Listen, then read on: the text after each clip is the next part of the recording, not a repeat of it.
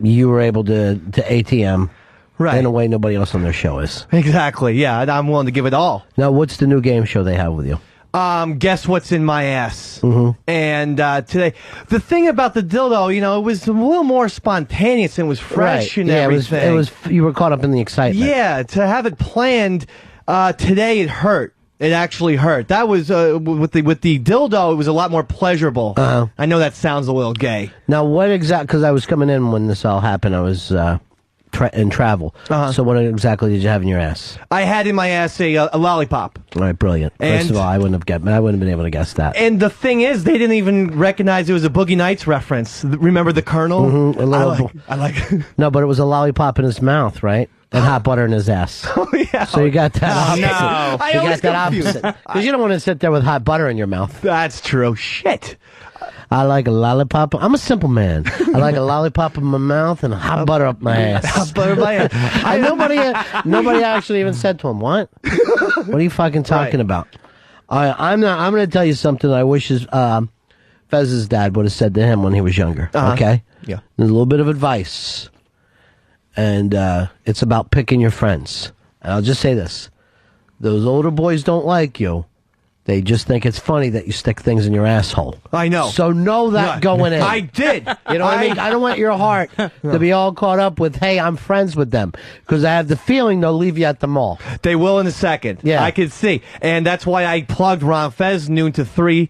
And even when it was going, you know, out of my ass, in my ass, every which way, I wanted to make it clear. I'm Ron Fez, True Blue, baby. Well, there are trade talks. I'm not going to lie to you about Please. it. And I don't want to put you up there, but this organization can't be where anything isn't ready to move at any time. If you're not winning the Super Bowl, you got to be ready to make deals. All right. But I just want to point something out to you. When you get in a car, just always think to yourself, which one of these guys is most likely to be left at the mall? And if you can't pick one out, get out of the fucking car right then, because it's you.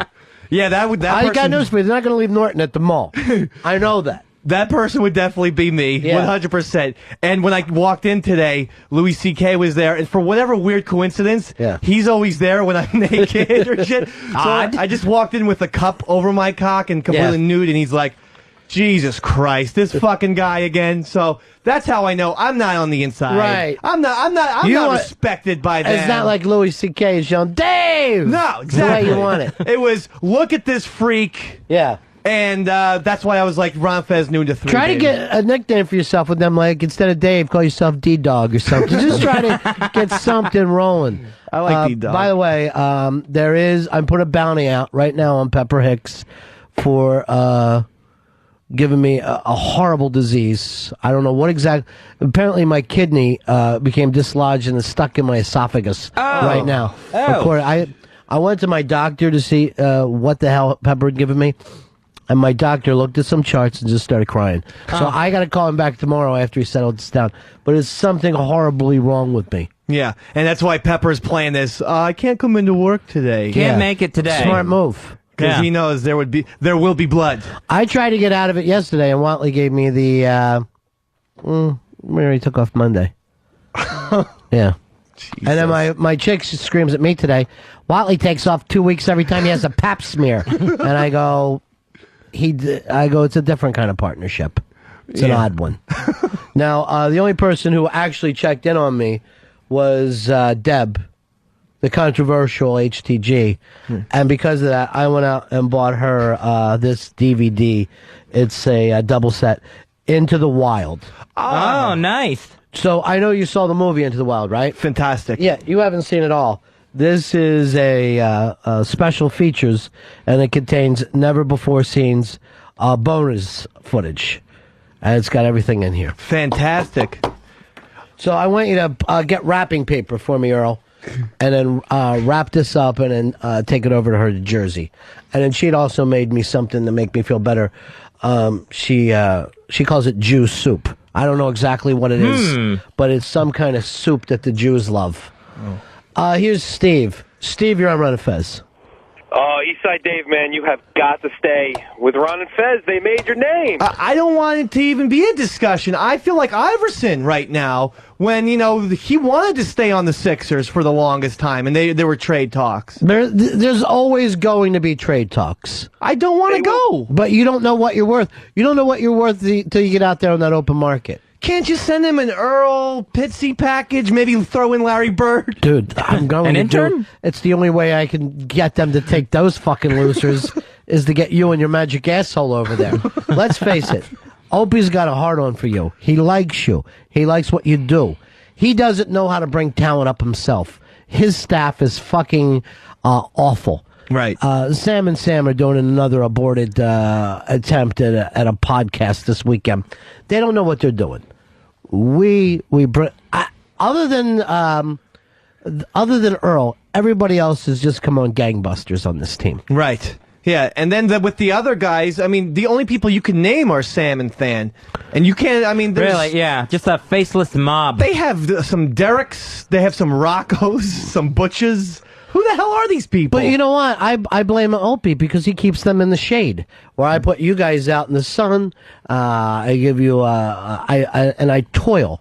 I toil the soil around you. That's why we call you Daddy Ron behind your back. I didn't know that. Well, I thought Daddy was our waiter the other night. Call me Daddy. Yeah. By the way, Earl took us out for a lovely meal as we had our goodbye to Mooch, which was a fantastic 5-hour meal, cigar fest, and drunken thing. And for whatever reason, Pitsy, who's never really been part of the gang, leaves early and doesn't even stay for the brajol. Misses 2 courses. Unbelievable. Yeah. And I was shocked to see it. I didn't think anyone would have the nerve. Pitsy, how was rent? It was awful. Yeah. Totally awful. I regret leaving early. I'm upset that I missed brajol. I didn't even know there was going to be another course. First of all, after the fish course was unbelievable, too. Oh, it was fantastic. And it stayed good because I ate it on Monday. Smart. It's always good to have old fish. Leftover fish is the best thing they say. Well, for you. it shows you Here's how what good. I hate. You're eating leftover fish, and I'm the one that's sick. I'm never making out with Hicks again. I've got a great stomach. I can eat leftovers out the ass. Oh, literally. They'll be guessing it. Now, the beautiful thing is Earl picked up the tab, and when they brought it out to him, and I'm not making this up, and he started to unravel that thing, it looked like what you get from the A&P after you've been shopping the whole day. Remember your mom would have that real long thing? Earl, what did your bill come to? $892. $892. Nice. All right. $900 club. Yes. It was a scroll of a bill. Yeah. Yeah. It's just this big... And you knew what was happening because they were ordering drinks and all. And your face looked so despondent all night long. He wouldn't even eat the bread. He's like, I gotta save some money somewhere. Like they would knock that off the bill. Yeah, they're not they don't charge you per slice, Earl. He wouldn't drink water. You should want just the opposite and filled your pockets up with it. That's what I did. Thank you, Earl. I ate great through the weekend. Yeah.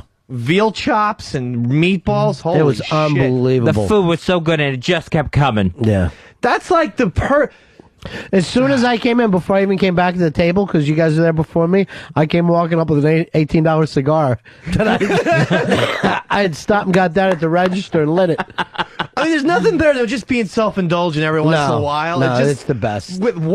There was times where we had a wine, a bottle of beer, and then a mixed drink. Yeah. It's all lined up, and cigars. So it was like every type of cocktail, and then every type of food imaginable, and cigars. It was, oh my God. And then, we had that Mooch with us, and Mooch he could not even comprehend what the hell was going on there. He couldn't believe that I said to the waiter, you just bring us good stuff.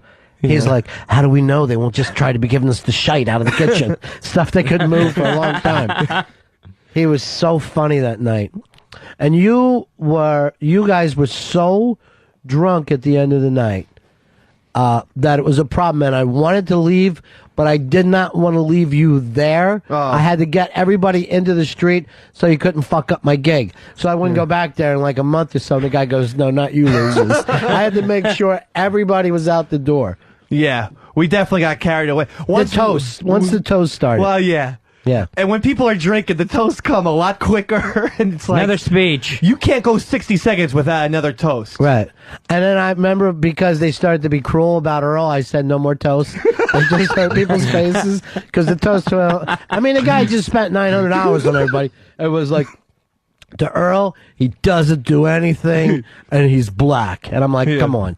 And he was getting madder and madder. Right. You asked us to say nice things about each other. Right. And to Earl was like, he's really good at resting. That son of a bitch.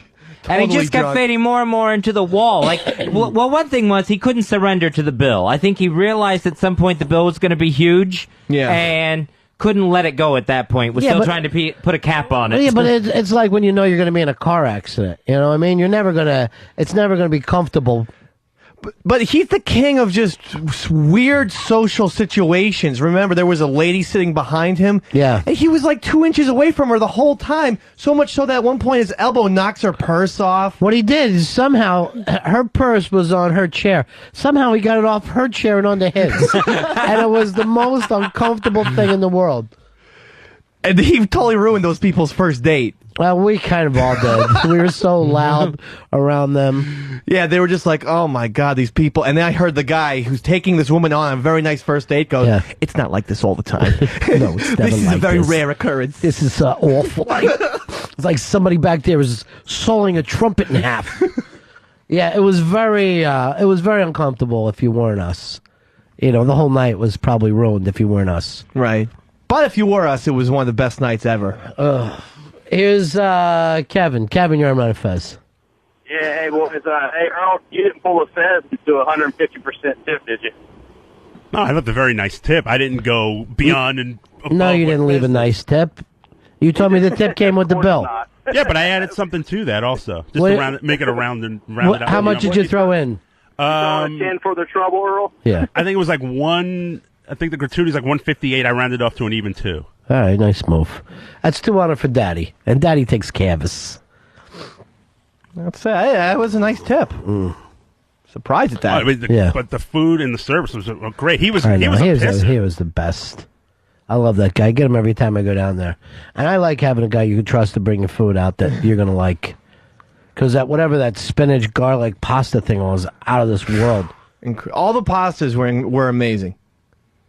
That was great. Well, what was that thing? It was like an eggplant type of. Yeah. I don't know what that was. It was eggplant. It was. I dreamt Stuffed of that. It was so eggplant. damn good. Why didn't you eat more of it then? I had like 4 pieces of it. Yeah, but 4 Earl pieces. They were so tiny. You're picking them up with tweezers. I was just cutting stuff in half, and then I ate it. But You should take us out again this Friday, Earl. Same I'll place. do it. Same place. I don't know if I can handle another one like that. Not right now. Not after right now. Not after my trip to the accountant. I got hurt pretty bad on taxes this year. Did you really? Yeah. Well, wait till you see what happens during the Obama years. What do you mean? Obama's going to be great. We're all going to be scratching around in the dirt trying to find out what we can. What do you think? Who's going to take Ohio and Texas tonight? Obama. He's going to sweep them both and put the final call. I have the feeling it's going to be the Clinton brothers tonight. I really do. I think it is. I think she is going to take 3 out of 4 tonight, states.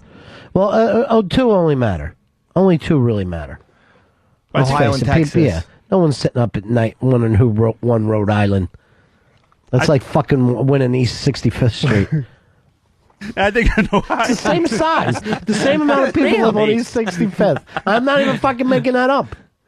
I think in Ohio, there's such an anti-Clinton feeling right now in Ohio because of NAFTA that I think they're just going to vote. It's not going to be necessarily a vote for Obama. It's going to be a vote against But she's Clinton. leading in the polls, though. How do you explain that? But she had like a double-digit lead. Now it's down to like single digits. But let's just see what happens, because I don't fucking trust these polls. These polls are fucking dog shit. Hey, Frenchie, how are you, darling? Hey guys, I'm doing all right. How are you? I'm just walking death right now. I'm not gonna lie to you. I'm walking death. I'm sorry Anyone to hear else would that. be in the hospital, or they'd be pulling the plug on them. I'll come take you to the hospital, but That'd be I'll nice. get the IV instead of you, Oh, that's so so I can have sweet. the drugs pumped into me. I thought we were off that, Frenchie. I thought we we moved are. on. I'm just joking. I've been clean and sober since September, I believe. All right, God hates a liar. God hates a liar, I'm not Frenchie. lying. Okay. I'm absolutely really clean But and sober. is and it I've your never felt version? better in my life. Is it your version of being clean and sober, or everybody's? It's everybody. Okay, good. All right. Yeah. Then I love it. I've never felt better than any other time in my life. Good. But that's not what I'm calling about. What I'm calling about is the recommendation that you gave us on Spark Steak. Oh yeah, you enjoyed that? To eat the other night, it was amazing. Yeah. The food, I had the best filet mignon ever, and the service was excellent. And I just wanted to thank you for recommending. But it's very sweet of you, honey. It was good. All right. So thank you. You be good, all right? I will. You're I'll slurring see a you. little. I'm nervous. You're slurring. I'm not slurring. I know. I'm teasing you. I'm just kidding. You sound great. All right. I love you, honey. I love you too. All right. Bye-bye. Frenchie's boyfriend, Mafia Life Chris, made the scene the other night, along with the Z-Man. Showed up and gave us a bunch of cigars. What in the world was that about? I mean, a happy surprise from the boys. I don't know if it was a happy surprise. It was uncomfortable. They thought it was like we would just fall down laughing when we saw them come in the room. To me, it was very awkward and ill-timed and out of place. Was everybody smoking Z-Man cigars? Yeah. Oh, yeah, we all smoked his cigars. Then enjoy. That's all you got to do. I was glad to see those guys. They kept their distance. I don't know what, Fez's problem was, because, they came in. It was a funny joke. You guys think you're having a party? We're dropping in. See, I didn't see the funniness in it. I didn't see the humor in having to look up and have Z-Man's hand on the back of my chair. You're not rubbing back your chair. Z-Man's a good guy, Fuzzy. I know it's fun for you to make fun of Z-Man, but then people believe you. But he's a good guy. And he brought, tons of cigars, and we smoked all of them. Monte Crisco's is the first time I ever had a Cuban in my life. Not really. My life. No, it wasn't really a Cuban, but I'm glad you enjoyed. Earl, you even smoked a cigar that night, right? Yeah, I might even pick up the cigar habit. I really enjoyed having one. You should. Every time you take me out to eat down there, we'll make sure we get some of those cognac rolled ones. Yeah, that smelled very, very nice. Here's the weirdest thing, too. That was the first time Mooch ever had some of these foods. To sit around and see a guy who's 29 years old saying, what's a cannoli? It's the craziest thing in the world to you. Right. It's like meeting Starman, the alien. Well, they don't exactly have a huge selection in Dublin. I guess Belfast. not. He was said that his senses were over fucking worked just from walking from Chinatown into Little Italy. He goes, I cannot fucking believe this is real. And then he had that cannoli. He was fucking loving it. Oh. Cannolis Smoking a cigar while you're eating. Fantastic. And yes, we were glad to see those guys, Fez. I don't Good think I dudes. was. You like Mafia Life Chris. He's okay. But you can tell this whole thing was orchestrated by Z-Man. What's the difference? What guy drives in 2 hours to do his funny joke that didn't even go over? And then 2 hours home. His funny joke is, you guys are at a cigar restaurant. I'm bringing you some cigars. Charitable joke. Yeah, I know. He had sacks of them. What a damn generous guy that jerk is. And he brought a different variety. He brought, Mooch had his first Cuban cigar as well, and he's like, well, he didn't get that from there. But he was just losing it. I'm gonna fucking miss that Mooch. Yeah. I'm gonna miss that Mooch. What a fucking good dude. Sleeves has written us a new song. Well, this is our time to say goodbye to the Mooch. We're gonna miss him, ain't we? Oh, so much. So, now, ever since he came to Ron and Fez, though I haven't understood a word he says, producing all these drops, I'm so impressed. He's a bit of bother, but your brother he won't. Wait now, here, let me help you with the thought. Get your boots on backwards, put the mooch on top. Hell no. Oh, come on now. If the singer don't sing and the song don't song, let's marry Mooch here and send her along to Ireland. We'll marry Mooch to Lily. She was saying she had a little bit of a crush. Because, for me, anyways, for me, anyways, for me, anyways, for me, anyways, for me, anyways, So in girl talk, what you're saying is yes. Yeah. So what do you think? Earl goes? Red Rover, we're sending you over on a big Mick jet. with the four-leaf clover, with the knick-knack, paddywhack, give a dog a bone. Black girl Douglas, please go home to Ireland. That's a new home. Belfast. If you won't go down on the girls, at least go up on the plane. Maybe it isn't a sex act, but when you get there, you can say you came on Aer Lingus. But don't eat the plane. Wait now, here, let me help you with the thought. Get your boots on backwards, put the mooch on top. If the singer don't sing, then the song don't song. Let's marry mooch here and send her along to Ireland. Yeah, I do it. Red Rover, we're sending you over on a big Mick jet with the four-leaf clover, with the knick-knack, paddywhack, give a dog a bone. Black girl Douglas, please go home. When I look back at the early days of coming here, it's like, it seems like I've been here so long. It's just been the best. It's been the best. Man. It sucks, man. Yeah, we're gonna miss you, Mooch. You're the best, pal. And I mean, we're the worst, so that's something. So we still have that. May the road always blow on your face. May the sun blow down upon your streets. Whatever it is. That was great. All right, 866 Ron Zero Fez. 866 Ron Zero Fez. Took the collar there, huh, Lil? Yeah, a little bit. About me going back to shipping me off to Ireland, and that's. Oh, you ought to, brother. You ought to go to Ireland. Brian, you're on Run Fez. Hey, buddies. Hey, man. Hey, I'm with Fez. Why did Z-Man show up? Wasn't Mooch bad-mouthing him like crazy 2 weeks ago? Well, Z-Man doesn't take that kind of stuff serious. Oh, he lets, water off a duck's back. He doesn't even let it bother him. How'd Mooch take it? Oh, Mooch was having the time of his life. Hey, Earl, when we getting Levon Helms in, buddy? Oh, jeez, everything Earl tries. Earl, no, I don't even want to say the person's name because I don't want to fucking badmouth them. But remember, there's been, for the past 2-3 months, Earl's been busting my balls about a certain classic rocker. Yes. Always got an album coming out. Oh, I'm working on it. Every day I've had to hear about it. Today he tries to sneak him as a fucking phoner. I go, no, I'm not going to do a phoner with him. Not with a classic rock, dude. If the guy came in, it would be nice. But I don't want to sit around talking on the phone to a fucking guy, Earl. Yeah, I know. That's understandable, but I mean, they had to change the schedule and... But why spend 2 months on some fucking guy that, believe me, on this show, probably only you and I think is a fucking legend. Dave likes, but I don't think is obsessed. Fez couldn't pick him out of a fucking lineup. And Lily and Pitts have never heard of the guy before. I know, it's even still, the guys, you got to give the man his props and give him... Not on the fucking phone, I'm not. I'm not going to give him anything. But I'm saying you spent 2 months of your life working on something. That's the fucking sad thing, 900. Yeah, sometimes you work on things and it just kind of blows up on the launch. That's every fucking time with you. Not necessarily every time, but, you work at these things, you keep going. You got to keep plugging away. He tried. He honestly tried. Forrest Gump all of a sudden? He honestly tried to get me to do a phoner. Throw 900 at him. Oh, I'm fucking dying now. How did HTG like her presents? She get it yet, Earl? No, not yet. She hasn't gotten it yet. I still got to find the right wrapping paper. For your sake, I hope Obama doesn't win this thing.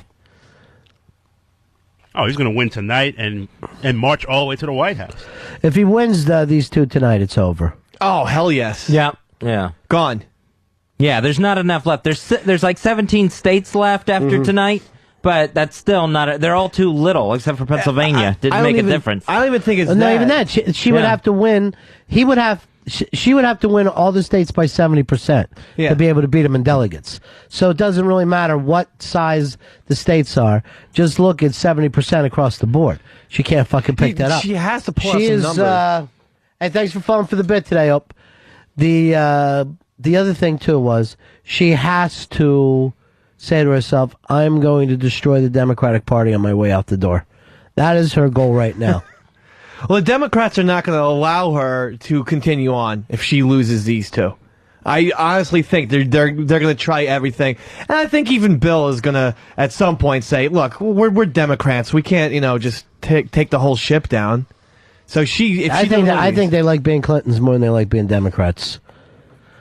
I see them as seeing themselves as the Clinton brothers, then Democrats, and then Americans. In that order. Third? Yeah. That surprises me. I think the three of them, seriously. And I swear to God, you know how you never hear of Monica Lewinsky anymore? I think they got her in a root cellar up there as a sex slave up in upstate New York. I think that Hillary's been into it since the beginning. Either that or it's the fever talking. There's no way I should have came in here today.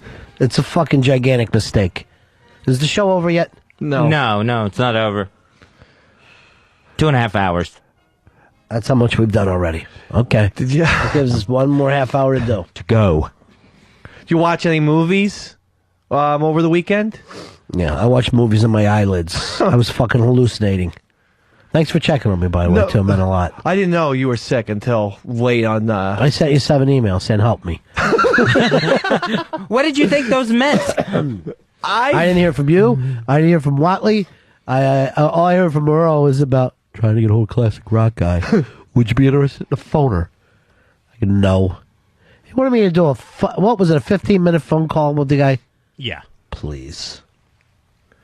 What do I care? He was in the Beatles. What's that even mean? The band broke up in what, 69? 70. 70. Oh. I had that one extra great year. But technically, 69's their last album. Thank you. Thank you now. And yes, people are going to call in and say Let It Be was in 1970. No. Abbey Road was recorded in 69. Let It Be was recorded before it. Yeah. But you really do go by when things are released. I don't know. I don't. Because Abbey Road feels like a final album to me. I know, you do. But I'm saying you go by when things are released. The release date is when things come out. Yeah. Jonah, you're on Run Fez. I got a spy report for you. Thank God. What do you got for us, brother? Brett Favre is set to retire. Yeah, I heard that this morning. It's all over. I think he went out his own way. It's not bad. He went out on an interception. You can't beat that. He went out the way he came in, with an interception. Great last year, though. A great finale. Was he the MVP? No. Come on. Brady.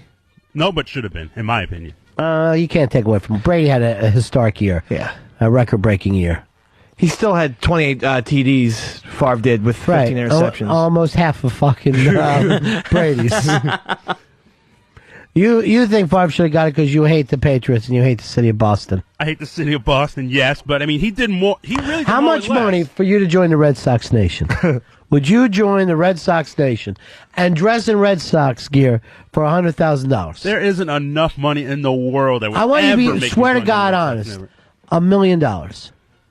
I would consider it. Maybe $1 million. All right, what about this? You dress in all Red Sox gear for a year, and it means Obama's our next president. Wow, guarantee the White House.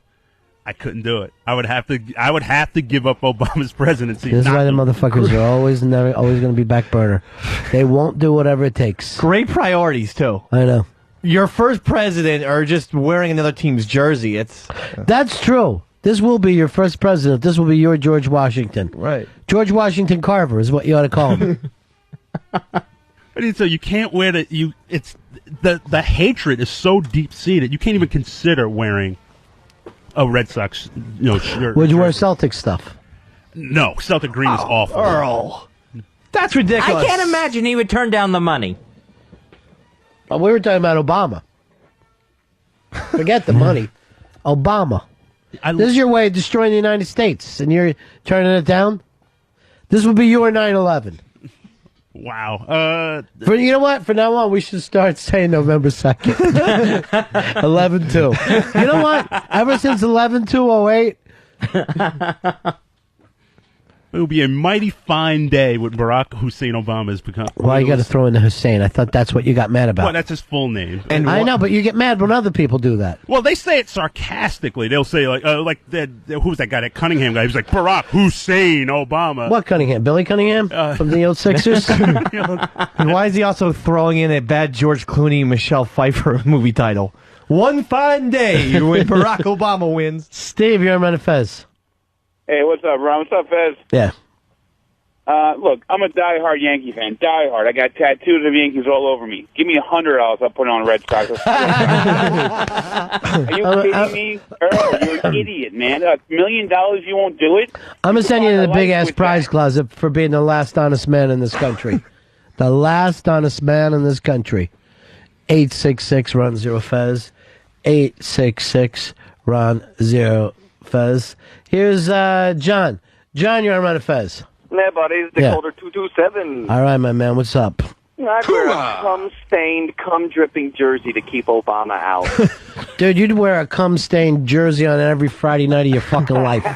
That's just your own scene. That has nothing to do with us. Here's Bill. Bill, you're on Fez. Hey, Earl. Just wondering, do you hate Boston because of Psycho Mark or because of the Red Sox or because they're supposedly so racist? You've probably never been to Southie in your entire life. You ever been there, Earl? Never been to Southie, no. Yeah, but I'm going to talk about Queens and tell you what it's like there. Come on, buddy. I mean, it's baseball, first of all. I'd wear a Yankees jersey to get Obama, and I'm actually a working-class poor guy laid off right now. That's how much I fucking wear the goddamn thing to get a job. But don't base Southie off Psycho Mark for all people. We'll base Queens off of you. All right, thanks. Later. I have no idea what he was, how he Just good. They were saying good stuff. how he equated Southie with Queens, but I mean Southie. Because you're from Queens, he goes. He's never been there, but he's not going to base it off of you. I understand that, but my hatred for Boston is much deep-seated than that. I mean, starting with the Boston Red Sox. What do you hate worse, Iran or Boston? Be honest. I hate Boston more. What's wrong with people? Come on. He's not This being is not honest. the United States of America. What about the band Boston? I hate them. I fucking do. I hate them and their stupid goddamn flying saucer. What was that lanky motherfucker's name, Earl? Tom something? Tom Schultz. Who I think, the other guy's dead. Brad, I think Brad Delp is dead. Thanks for doing the right thing, Brad, but Tom still lives on. Here's Crystal. Crystal, you're on Fez. Hi, I just wanted to bring up, Earl said that he would kill a homeless guy for $1 million, but he won't wear a Red Sox jersey for $1 million. That's true, Earl. Yes, I mean, would you wear a Red Sox jersey if it meant to save a life? Oh, wow. I couldn't do it. I honestly couldn't do it. Even if that life was your mom's? Oh, man. She's had a full life. She's raised children. I know, but she's going to have a long, painful death for 3 years. Horrible pains for 3 years before she's finally gone. In Boston. In Southie? No, but I couldn't do it. No, could not do it. All right, so your mom dies. I love my mom, but she would have to go. Oh, God. This is impossible. Those fuckers don't love their mothers the way we do. No. They don't love their mothers the way we do. No. Absolutely adore my mom. Can I tell you something right now? You wouldn't do that. Fucking Dave would suck Larry Bird's dick if it meant his mom could get a nice tuna fish sandwich. That's all. That's the way he loves his mom. Woman's got to eat. Yeah. She loves her tuna fish. That's the thing. First of all, Irish guys, you ask them how their moms doing, they're breaking the tears just talking about her. Yeah. They can't fucking help themselves. It's hard. What is the fucking thing with Irish guys and their moms? They're just so friendly and they tuck you in at night and everything. Everybody's mom does that, but you guys go on and on like they were all Rose Kennedy. Well, they're all of you guys should call your moms Rose Kennedy. I've been having dreams, too, about my mom just, like, going out in the park with her. No, but one time we did have a kiss. And in your dream? Wait, this is so weird. I don't know why I'm saying this. No. So we had a kiss, right? You know, you the and your way mom? I always kiss her on the mouth. Right. All right, I know. Anyway, but it's very sweet and very quick. But she's like, just a little bit longer. So then I went in for a kiss on the mouth, no tongue or anything. Mwah. like that. And she's like, come on, give me just a little bit longer. And it happened like 6 or 7 times to the point where it was like, And was this real life? No, this is my dream. No, But like, but think. Did this really happen in real life? Why she dressed you up as a woman? Well, It's more of a memory than a dream. I'll tell you what's weird when you say that she did used to say, come on, give me a real kiss or give me a real hug when I was a kid. So she would pull me back. Not to that extent, though. You know, not to the extent that we were practically making out. But it was definitely weird. I don't know. God, that's a sick relationship you're in. Yeah, but I love her. Sick. Well, I know you do. You've stated it. And then the pictures from your wedding that you were, when you danced with your mom, you held her closer than you held your own wife. That was the sickest thing I've ever seen. That It was like a prom makeout picture. That was lucky photography. No, it wasn't. Me.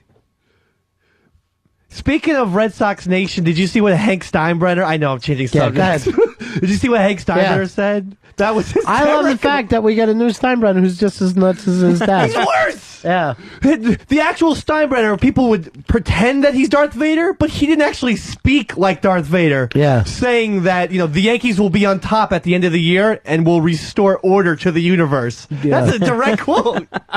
Like, what the shit? Join me, and together we'll rule the galaxy. I guess as father and son. Larry Kasdan is running Hank Steinbrenner's press releases or something. It's fucking insane. It's insane, and it's insane in a good way. I'm glad to see it. I really am. Here is Don. Don, you're on Run of Fez. Hey, how you doing today, buddy? Hey, Ronnie, just want to know, ask Earl if it was the Red Sox jersey or his job, which one would you choose?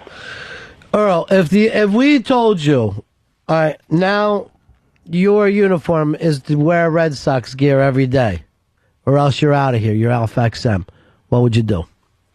I would have, as much as it pains me to say it, I would have to go. I would go. Larry, go to Modell's right now. I would have to grab the first Billy Buckner jersey. But I mean, I just could. That's how much I despise that team. I mean, nothing. I mean, anything Red Sox on it, it's just, yeah, it just makes me ill. It just. I remember as a kid, we had to buy a hat. Buy a hat or steal a hat? Buy one. My mother. During what, the blackout? When every time there's a blackout in New York, Earl's mom would yell, wake him up, yelling, we're going shopping. We had to go clothes shopping. She was like, "You're not going to wear a Yankee hat because you always wear a Yankee hat." And she made me buy a Red Sox hat because it was close to the color. I refused to wear it. All right, Brett Favre retired today. Where's he rank all time now? I would say he's around 6th. 5th or 6th. I would say you still put Montana.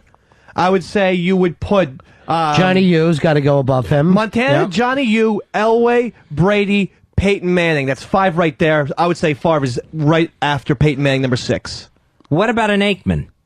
I put Aikman above him. Really? Yeah. What about the other kid from San Francisco? The Mormon. Steve Young. You put him below or above? I put him below Favre. Okay. Because what about let's go back at Terry. What about a Roger Staubach? That's tough, but I put a Favre because he's a single. He won 3 MVPs. I mean, with Aikman, with Staubach, did he ever single-handedly carry a team? They had great teams around them. Favre never played with a Michael Irvin or fucking Emmitt Smith. Yeah, you got a good point there. You actually do have a good point. He's definitely a top 10 guy, though. You can't take that away from him. Yeah, he's definitely there. But not a top 5 guy for you. No. Earl, where do you put him? I would put him like at least 10. I mean, I would name. There's other guys. I would count by number of Super Bowl victories. Yeah, but that's not the only thing you can go by.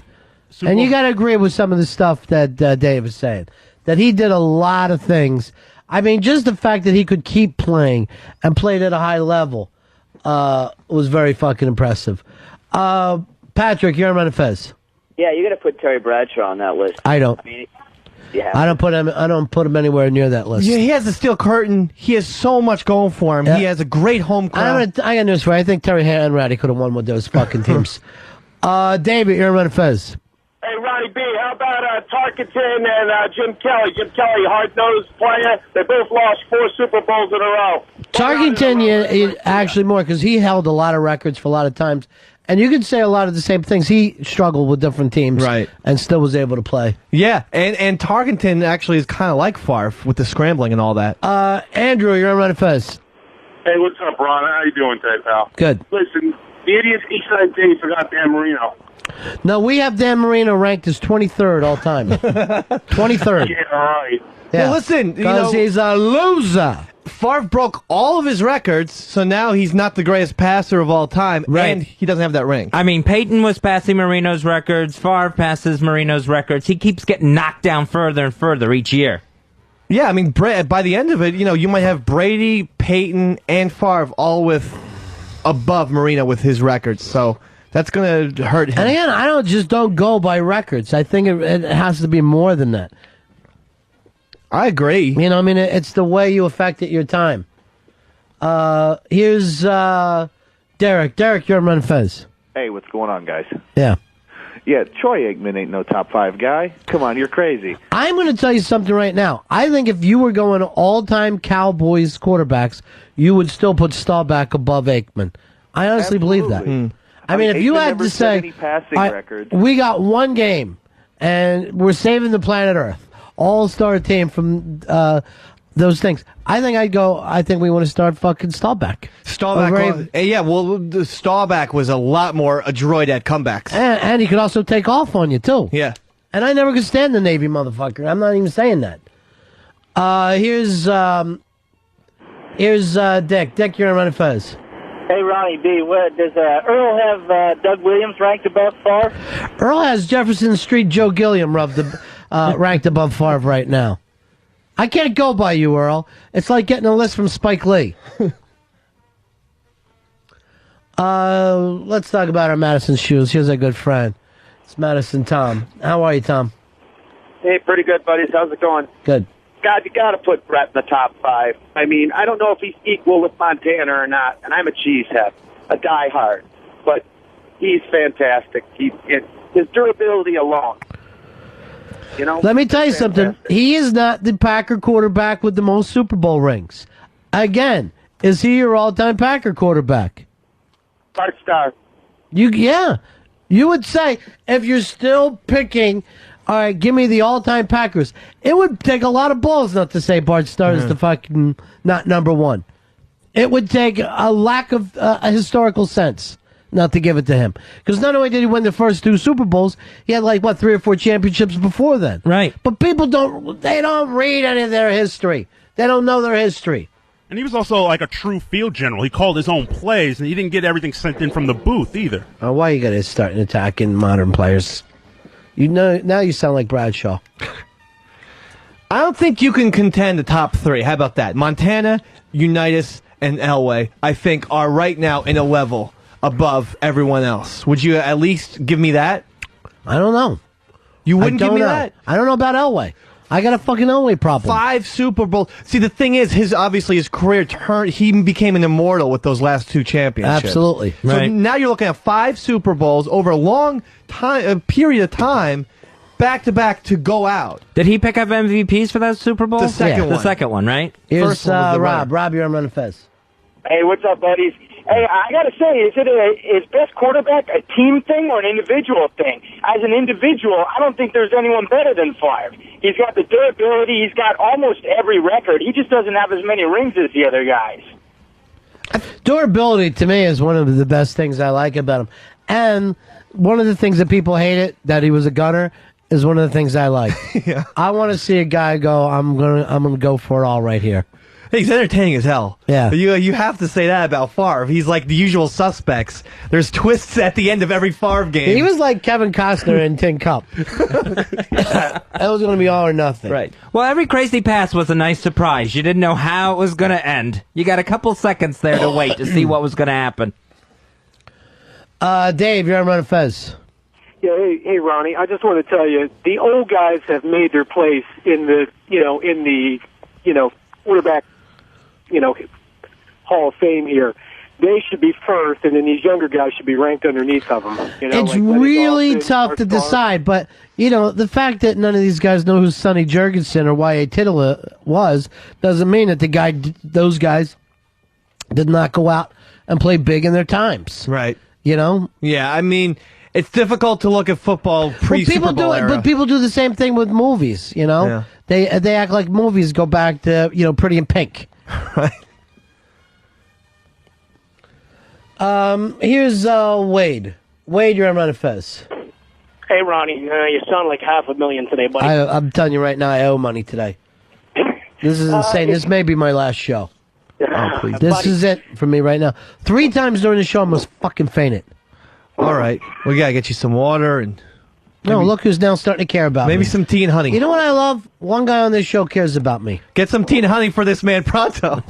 I'm not shitting around. What do you want, Wade? Listen, man, I don't know. Are you guys going by the numbers, the percentages, the whole No. thing? Because you got it. No? No, we're going by Because, man, overall. We're going by overall, including... I'm putting my biggest into intangibles.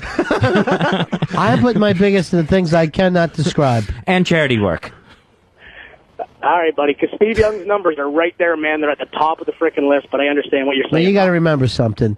Fez lived in, and I lived in Tampa when Steve Young tried to play there, and he was a fucking embarrassment. Now, you tell me, I would have been able to take Eastside Dave, put him with that Niner team, and I'll say this, I don't know whether he would have won the Super Bowl, but he would have went. Oh, yeah, I would have gotten there. I'm a southpaw, just like number 8 for the Niners. Here's Anthony. Anthony, you're on Run of Fez. Hey there, Ronnie. I just want to chime in on this prick Brett Favre. Since 1999, he's thrown a crushing interception in the playoffs to kill his team almost every time they've made the playoffs. The Rams, the Eagles, that floater to Brian Dawkins, and of course this last year, my boy Corey Webster. And I'm going to agree with that, but I don't know if any of those teams even belong there without Favre. No. I don't think they would have got there if he wasn't that gunner. Look it up. They had some fantastic defenses. They had some great defenses that were really underrated. All right, here's where we're going right now. This is ESPN, and thank you, Lily, for bringing this in to us. ESPN gives us the top of all time. Number 1, Johnny Unitas. Okay. He was in our top 3. Number 2, Joe Montana, in our top 3. Number 3, Tom Brady. That's a shocker. That is shocking. Number 4, Dan Marino. We dropped Dan way down. Wow. Number 5, Peyton Manning. Number 6, finally, John Elway, the man you love. Number 7, Terry Bradshaw. No. Number 8, Brett Favre. Number 9, the great Otto Graham. Finally, Double O being mentioned in this. He's also in the top 10 punters of all time. That was a different type of game back then. And number 10, Dan Fouts, which I totally disagree with. Dan Fouts? Dan Fouts, number 1 on best quarterback beards. So Aikman... What was that, Air Coryell? They don't even name it after Fouts. They name it after the coach. That always annoyed me. That's ridiculous. Take this, cancel my cable, and send this back instead of a check.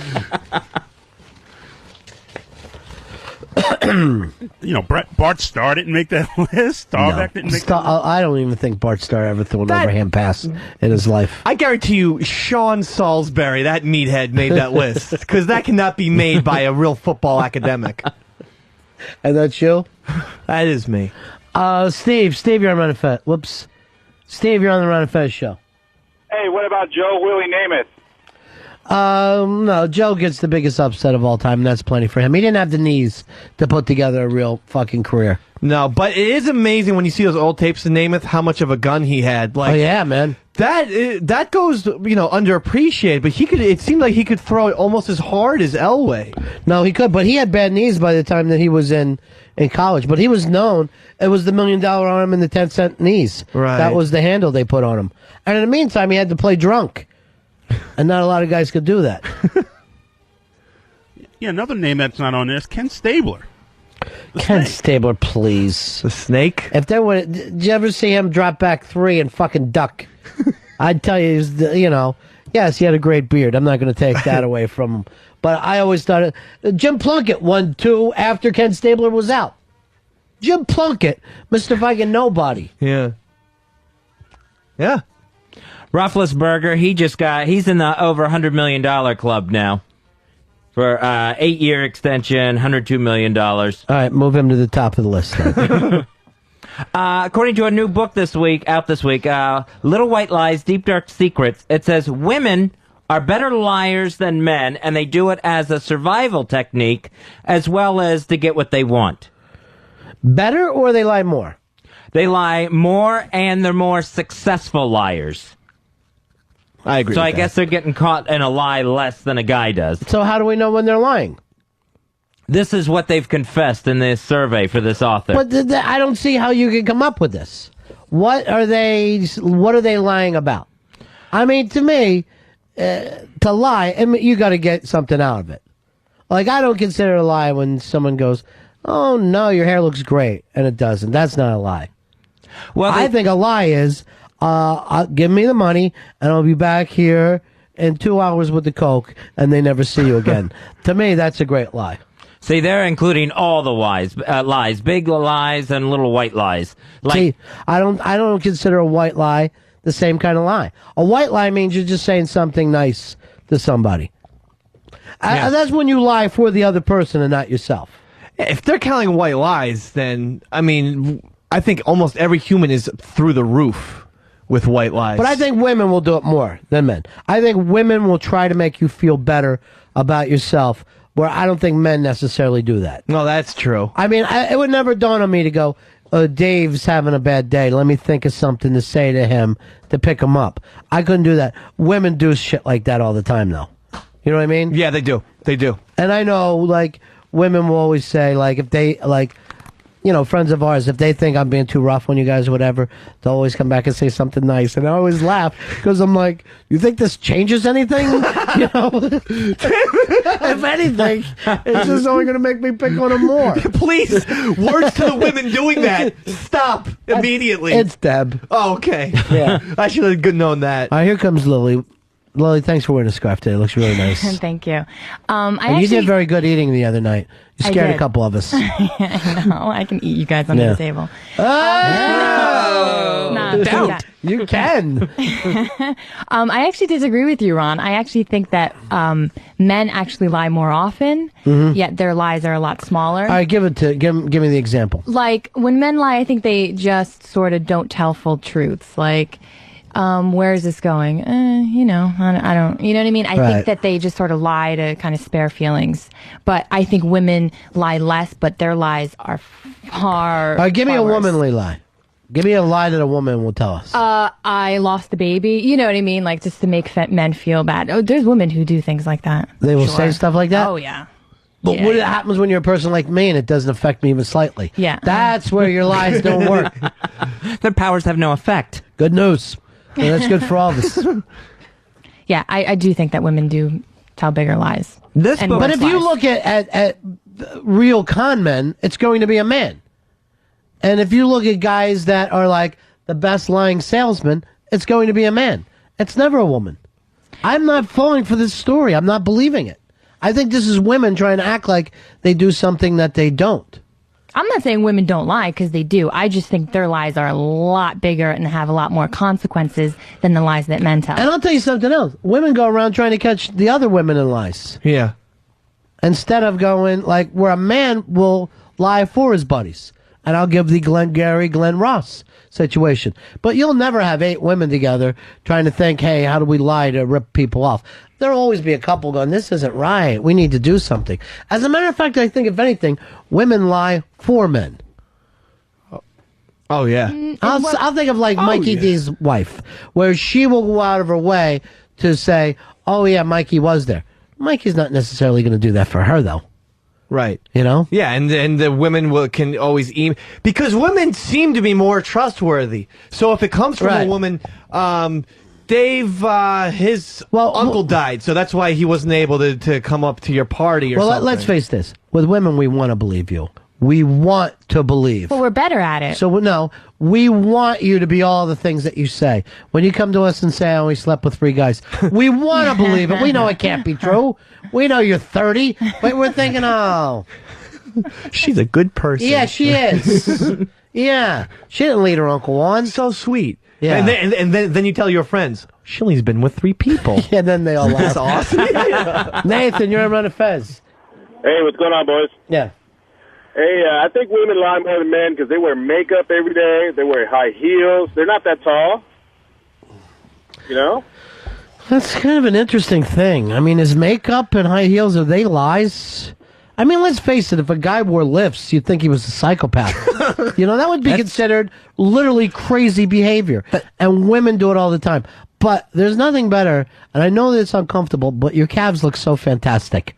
And I know it must hurt to walk around in those damn things all day. I actually love wearing high heels. Yeah.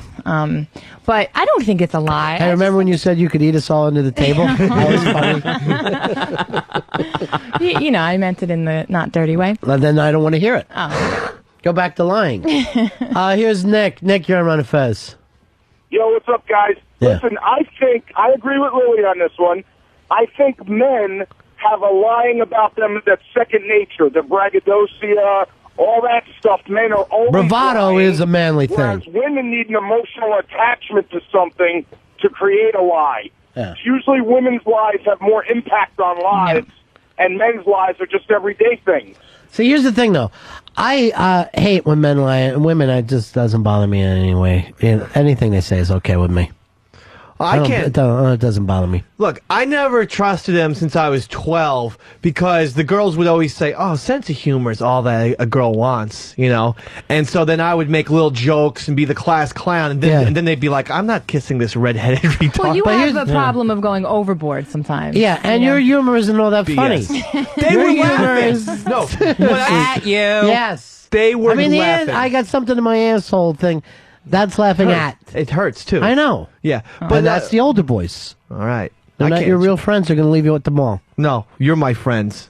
Yes. I can't have friends. I'm like a shark. I don't have the same kind of feelings. I'm gonna let you rent the movie. Here's what I want you to understand when you guys are trying to be closer. Yeah. I have no feelings, and Fez only cares about himself. And that is the Ron and Fez story. I could see that. Plenty of feelings As a matter for of me. fact, I had to stop this drunk the other night from having you shove a whole thing of cake into your mouth. And I had to yell out, "This is reality, not the show." Because I thought for sure you guys were going to cost us the place. And then I took a cab back with Fez, and I can't tell you how loud he was. So loud. What's up? Yeah. So loud in that cab. I lose the ability to hear myself when I drink. I'd love to lose the ability to hear you when I. Here's, and by the way, you guys, I am going to start drinking now because of you. No. Mike, you're on Fez. Hey, what's going on? How about money? Women buy shoes. They say they cost $50, and they spend $200 on them. Guys go out and buy a $400 golf club, and they really, they say they spend $150. So both lie, you say? Both lie about money? Oh, always. I would never lie about a purchase. I don't give a fuck. Yeah. I What are you don't gonna get do, bring that. it up to me? I think I have. I hate to say it. If times are tight and I had to buy, a certain, special edition of Jaws or something on DVD, and I'll say, hey, it only costs $19. Did you ever think of once to yourself, rent? For $2 you get the same thing? I like to have all the special, the extras You're a in my collector. house. Yeah. This way I can always hear Richard Dreyfuss talk about the shark not working again. But if guys are going to lie about the price of something, isn't it to brag like they got the best deal, like they worked the guy down? Yeah, but that's only back to women. What they say to other men is a different thing. I just think people lie in general, and this thing doesn't really make much sense to me. It's always between women and men with these things. Well, Gloria Steinem came out with this the other day.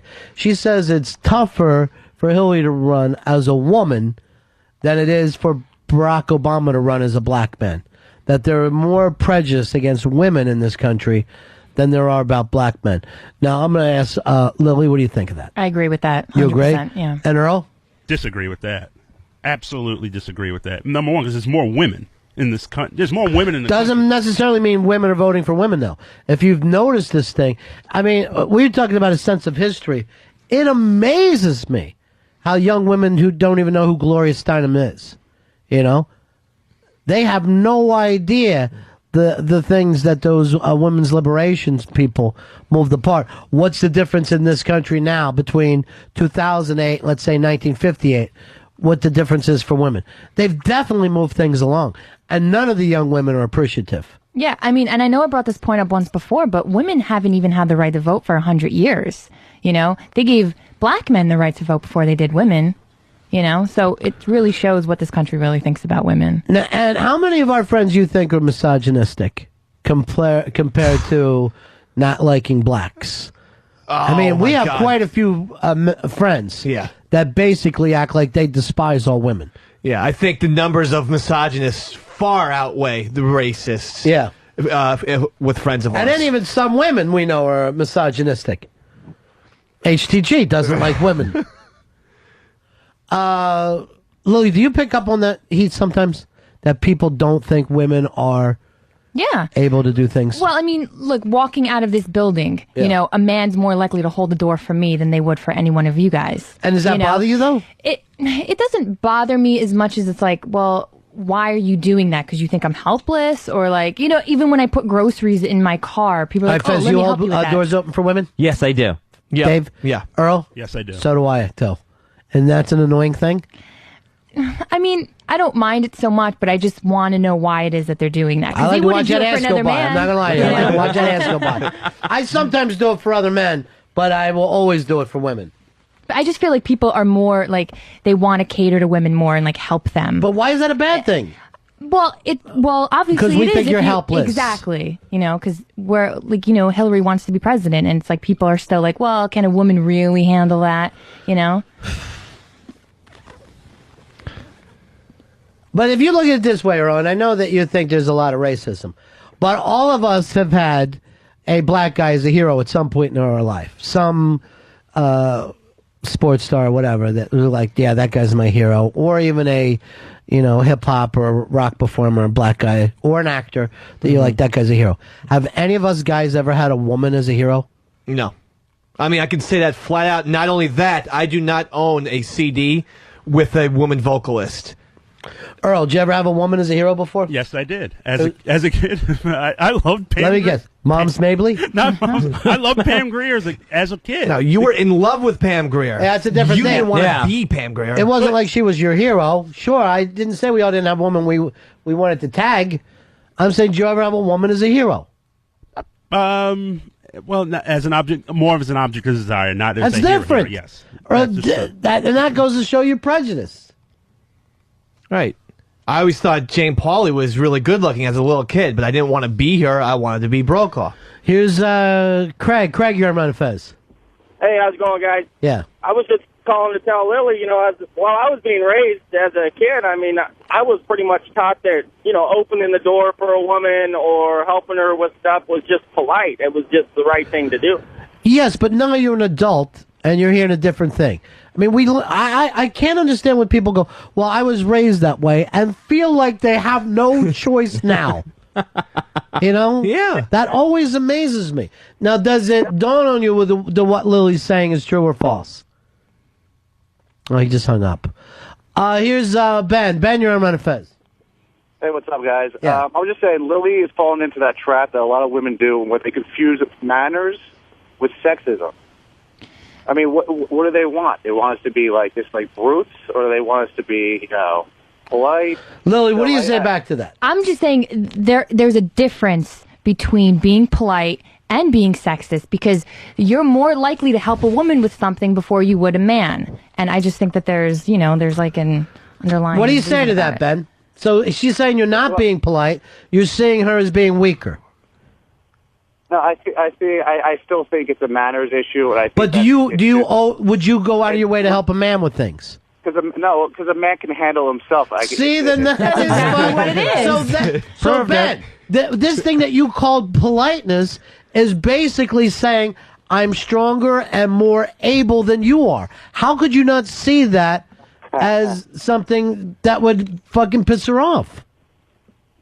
All right, I see the point. Yes. I mean, that is the point. And again, I'm not even saying I'm on Lily's side with this, because I do it myself. And I'm never doing it to, I think, try to put somebody down. But if it is, then you have to fucking recognize it. I don't think people do it knowing that they're actually, offending women in any way. And I don't really get offended by it, but I just find it kind of interesting why Would you they like do us it. all to stop? No, I just, I find it interesting, like they're more likely to help me at Home Depot when I'm just buying light bulbs like I did last week. Like, I can handle buying some light bulbs, sir. Thank you, Here's Phil. Phil, you're on Run Fez. Hey, boys. Lily, are guys going out of their way to open doors for you, or are they just holding it open as you walk towards them? I've had a lot of people go out of their way, sure. Yeah. Oh, okay, well, that's a little different then. But Phil, are you going out of your way to leave a door open for a guy? Absolutely not. Yeah. So that's the fucking. This is where it starts. It starts with man's behavior. Why do men do the things that we do? If we went out of our way to hold doors open for each other, that would be different. Mm-hmm. Lily's saying you're only doing it for women. And the responsibility now comes back to men because they're the ones doing the opening communication. I'm doing something for you. And why are we doing that? Why are you keeping the door held open for a woman, Fez?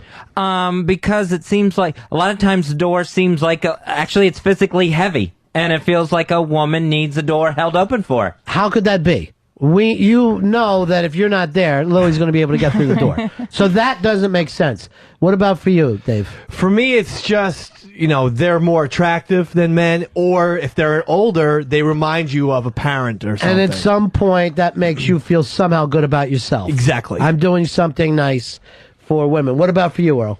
For me, it's just something that I was brought up on, and just like you held the door for one. But have you thought since you were a child, why am I doing this? And I'm going to guess probably no with you. Just the same way that you go to the same church that you were brought up on, and you go home at Sunday every day the same way. I think it's purely selfish reasons for guys. Like, if you hold a door open for, say, a good-looking chick, you're never going to see her again. She works in the next floor in your office building or something like that. Right. But for that 5-10 seconds, you feel like, you have her. Yeah, you have a exactly. relationship with her. Yeah. Yeah. And again, you get to see what that ass looks like. Yeah. And I know a lot of people, and I swear to God, I walk to work every day. And a lot of times I'll be walking behind a good-looking woman, and I could bet I could sit there and count 30, 40 times that a guy will be coming the other direction and turn around and check out the ass. And it's one of my favorite things. And I fucking go, I need to have a camera. This would be an hysterical fucking TV show. It happens constantly. And I know I've done it myself, and I've seen women do it. I've seen women do it to other women. Yeah. You'll never see a woman do it to a guy. But sometimes women will go say, I got to check out the fucking caboose on that. Here's Sean. Sean, you're on Ron Fez. Yeah, Ron. I was leaving the store the other day, and I walked through the parking lot. There's a lady with her hood open in her car, and I don't know anything about cars. I'm like, oh, you need anything? You all right? You need any help? I'm like, if she said yeah, I would have been screwed. I would have just had to bullshit around it. So you did it because you wanted to look like you were able in front of her. Yeah, I mean, it was like an older lady. It's not like I was trying to check out her ass or get a date out of her. I'm just like, if it was a guy, I would have just went to my car, like, oh, he's got it. But I was like, yeah, hey, you need any help? You need me to call somebody? Like, what? I don't know anything. If she was like, yeah, something's wrong with my carburetor, I'd be like, oh, you're beat. All right, thanks. Here's Tom. Tom, you're on Fez. Yeah, I think it's a matter of respect. I mean, in the old days, you tipped your hat. Today, you open up, you leave the door open. I mean, you're just ungrateful. That's your argument. Just an ungrateful. But it's not about being ungrateful. And Tom, your thing is this. It's about respect, but if they're not feeling respected, then that can't be about respect. I'll be more than happy to slam the door in their faces if they don't want it. Now, that's the only other side of it. Now you're slamming doors. Instead of being...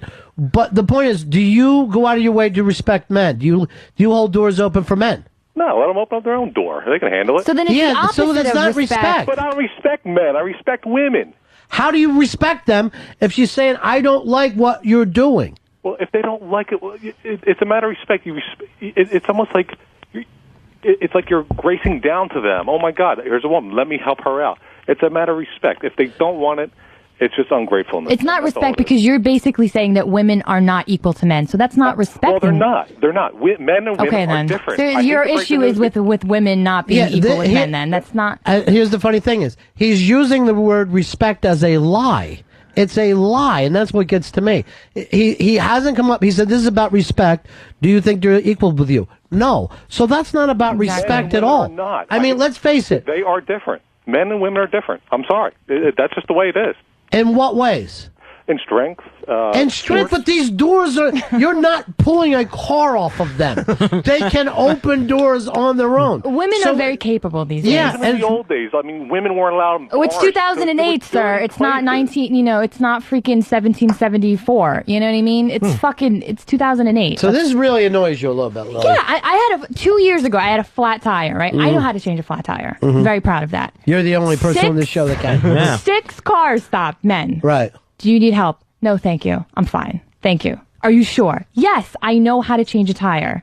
You know? Now, and if it what was a if you- man, not one guy would stop. No, that's true. A guy will Not never. one. Well, every once in a while, there are some people on the road, believe it or not, who just go, "Hey, can I help?" And it's very rare, but I have met those guys before. Those are people into NASCAR, though. And they like to pretend that they're, at Daytona changing your I'm going to tell you tire. that there are just some people that are helpful.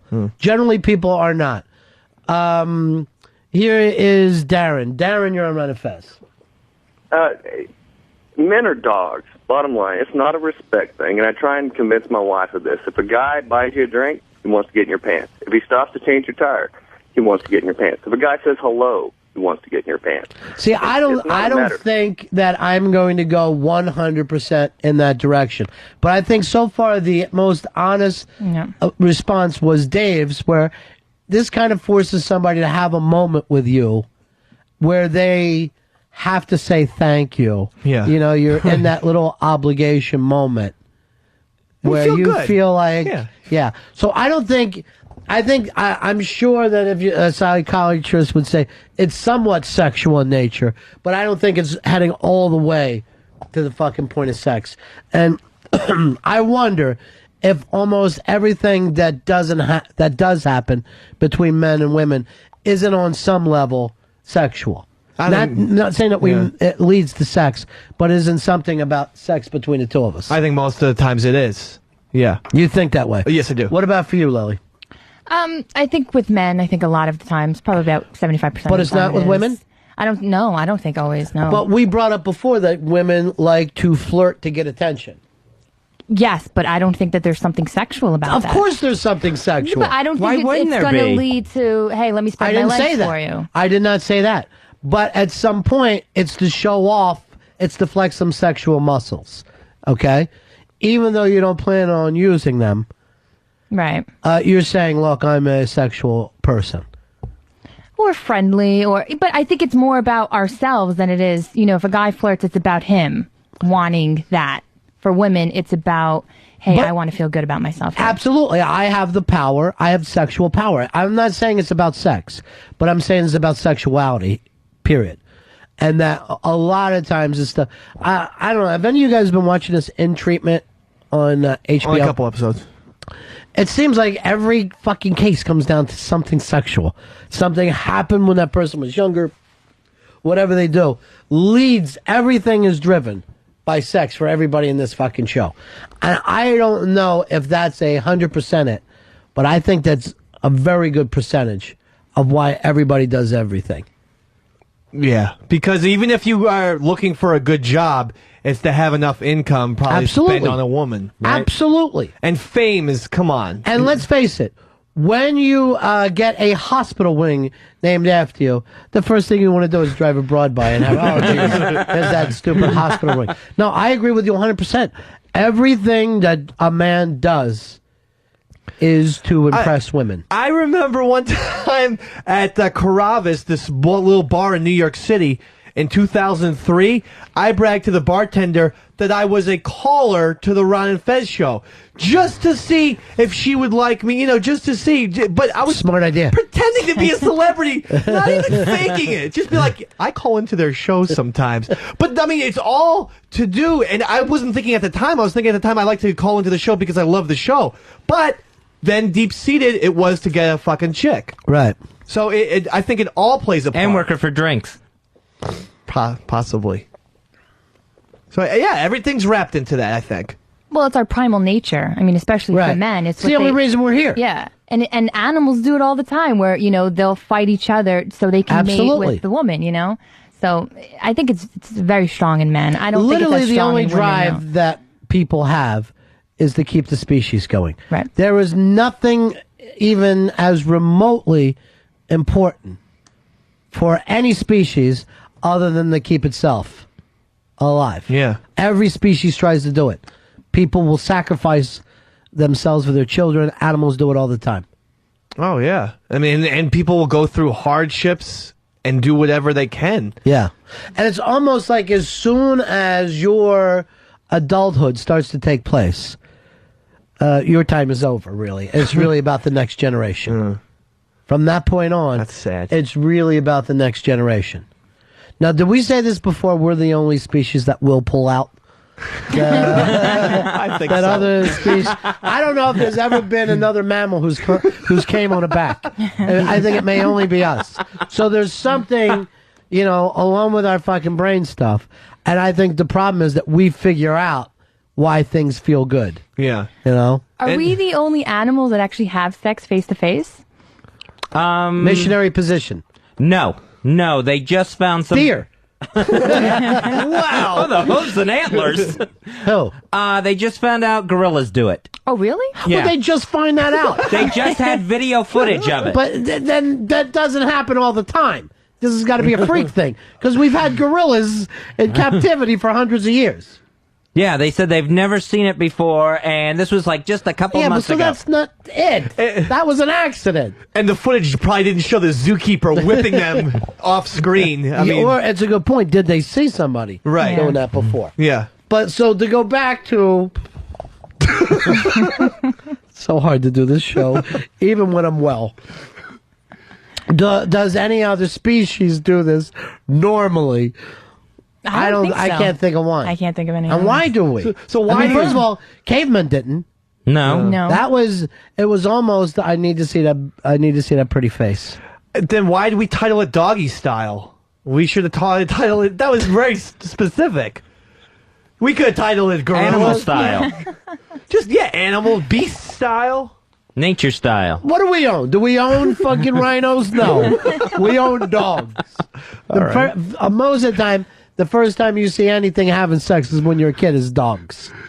Yes. And that cracks you up. They get that fucking red lipstick going. Actually, that's crazy looking. When I saw it, I was scared to hell. I'm like, sure. This dog's attacking Maisie. I know. You always think your dog's being attacked. And it does feel so depressing for the owner of the female dog. They're like, oh, when you have a fucking male dog, which I did, it would always crack me up.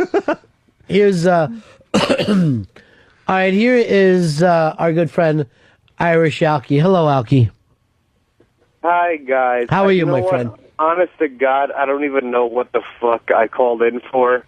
Because you're talking about monkeys doing it. Don't pay attention. You talk about what you want to talk about, Alki. Don't go by the fucking range of this I don't remember show. what the fuck I called in for. I think it had something to do with guys opening up doors. All right, go back to that.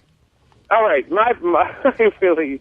seriously, where do you go from monkeys doing it? Just do what we do and forget everything that was said moments ago. Now, so I have to ignore everything you said in the past. Yes, put that out of your mind. Pretend the show's like Memento. Just everything is fresh. Right, so I'm working backwards. Thank yes, you, Dave. work backwards. My big thing is I get more annoyed when I open a door in a mall or in a restaurant for a guy and he doesn't say thank you. Like, I don't care if a girl doesn't say thank you, but I get more pissed off when I hold the door open for, like, a dude and his chick. Alki, and this is they don't about say gay thank love. You are looking for gay love. Apparently. Yeah. I would have rather talked about monkey missionary sex, but I got very confused. I hate when I wipe a guy's cock all over my face and I don't even get a way to go, big man. He didn't even cut my balls. Yeah, that's what you need. Oh, by the way, can I come in during the 24-hour show? You can do whatever you want, whenever you want to. All right, Thanks. you're Well, our buddy. Why did I even bother asking? By the way, I'm starting to think we can't do this 24-hour thing. I started to put it together in my head. I don't think we have the strength for it. Oh, come on. I'm barely making it through. We're at 1.5 right now, and I want Yeah. to leave. I've wanted to leave I'm now not 7 like 2 times. o'clock and I'm totally fucking loaded, so I can definitely make it till 3. Noticed. Yeah. All right, my friend. Night, bye. Bye. But he does bring up a point about like the way people talk now, and it's like I haven't heard a woman say "you're welcome" in at least 12 years. If you thank a woman, for anything these days, it can't be true. It just can't be true. If Lily gives me something, and I'm not picking on Lily, but they always go, oh, thank you so much for doing that for me, and the woman goes, like that. What?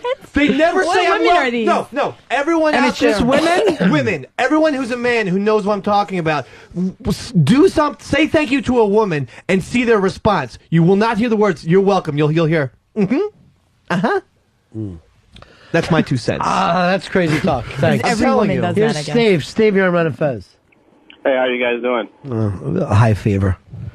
I just wanted to say, Lily was saying about being not angry, but not liking when people hold the door for her or help her with her tire. I think not all women feel that same way. It depends on who the woman is. Like, not all women know how to change a tire, so I wouldn't say don't ever stop for somebody and help them on the side of the road. It just depends on who the woman is. Thank you very much, my friend. Here's Allison. Yeah, I just wanted to make a comment about doing the missionary position. Actually, Yes. chimpanzees, bonobos also have sex in the missionary position. And what are they? They're a monkey? Yeah, it's a type of chimpanzee. Okay. I never heard of them before. The what? The nobos? Bonobos, yeah. Yeah. Now, do they kiss while they're doing it? Well, they're actually very sexual, and they have all kinds of sex. And I mean, chimpanzees are very closely related to us. Now, would you say they have oral? I mean, is there another another species that enjoys oral the way we do? Or any type of foreplay. Well, I know they have a lot of female on female. They do oral genital rubbing. I'm not sure about oral. Now, how you know so much about monkey sex, Allison? I'm an anthropologist. Oh, are you really? Yes. Well, Allison, Actually, I teach about it.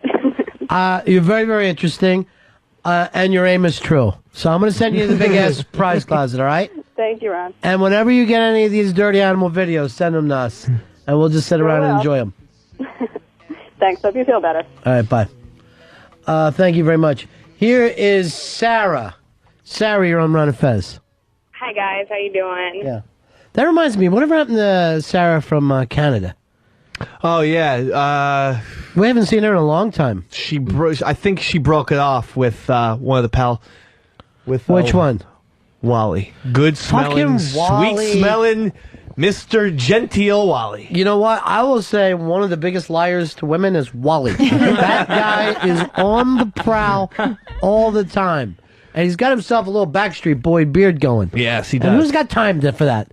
What man has the time to sit down and work on your beard like that? And the cologne that he wears. So he destroyed her so much she went away from all this. He broke that little Canuck heart. Okay. All right, Sarah. Go ahead, darling.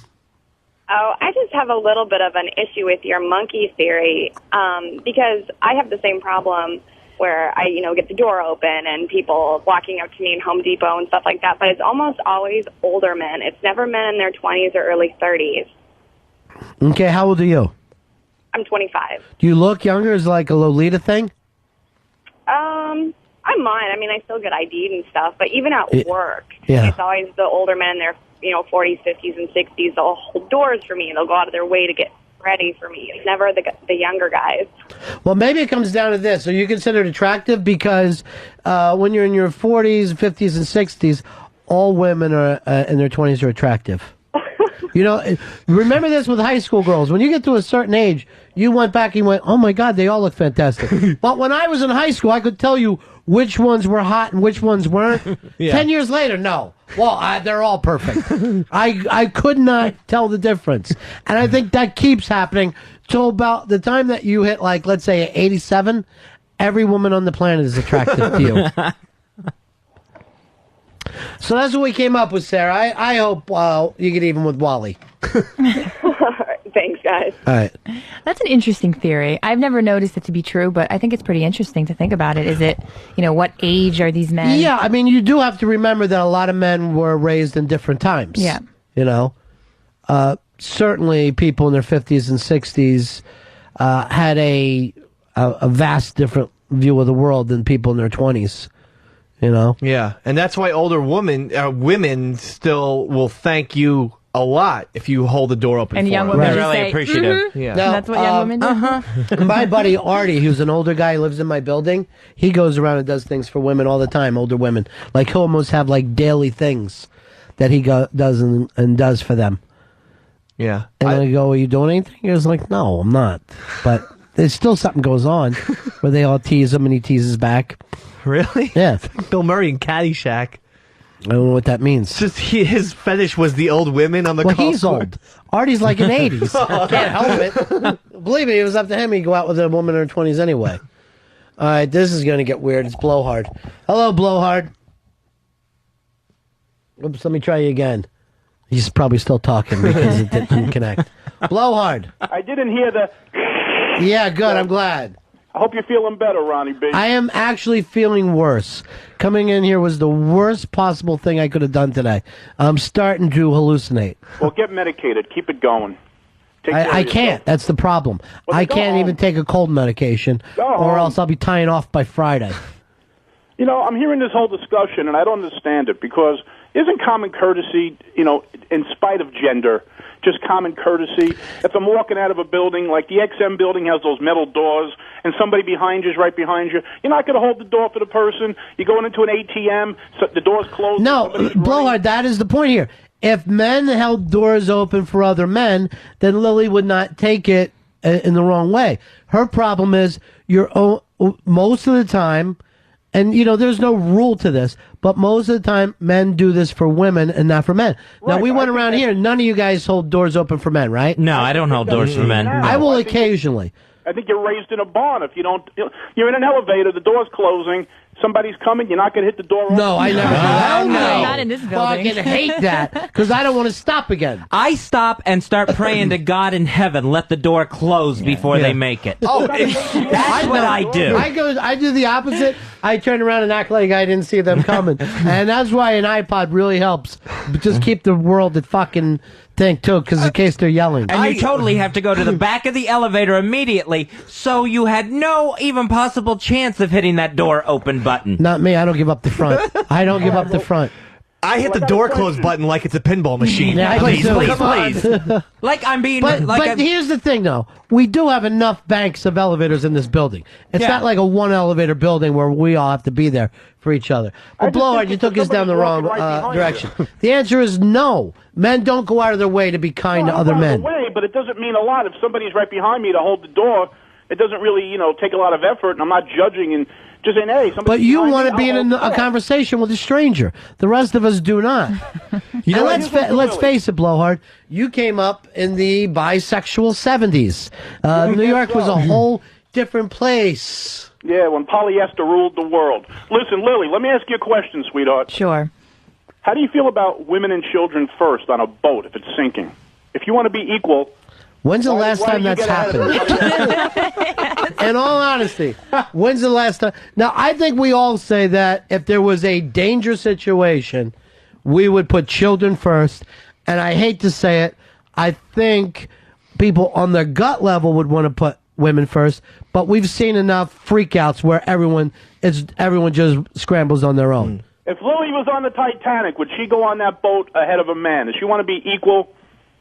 Or she want to go down with the ship like the men? I mean, playing are with we the band? talking about holding doors and changing tires, or are we talking life and death? Because I'd say children definitely first. All right, children you know? first, but then they say women and children. That's But the that you said that about the Titanic.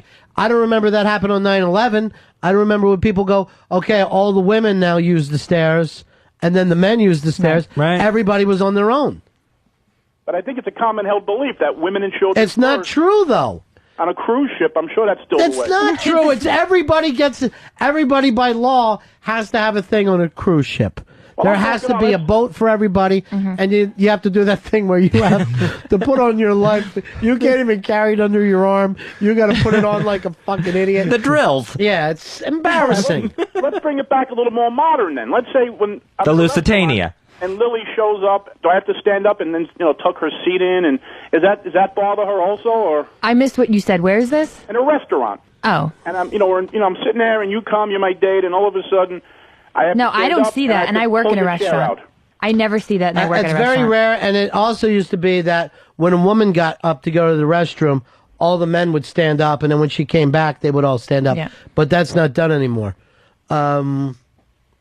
The only person I know that does it is Cal Ripken. He's the only person who does that. And then Bill Murray picked it up from him. He's a gentleman. Yeah.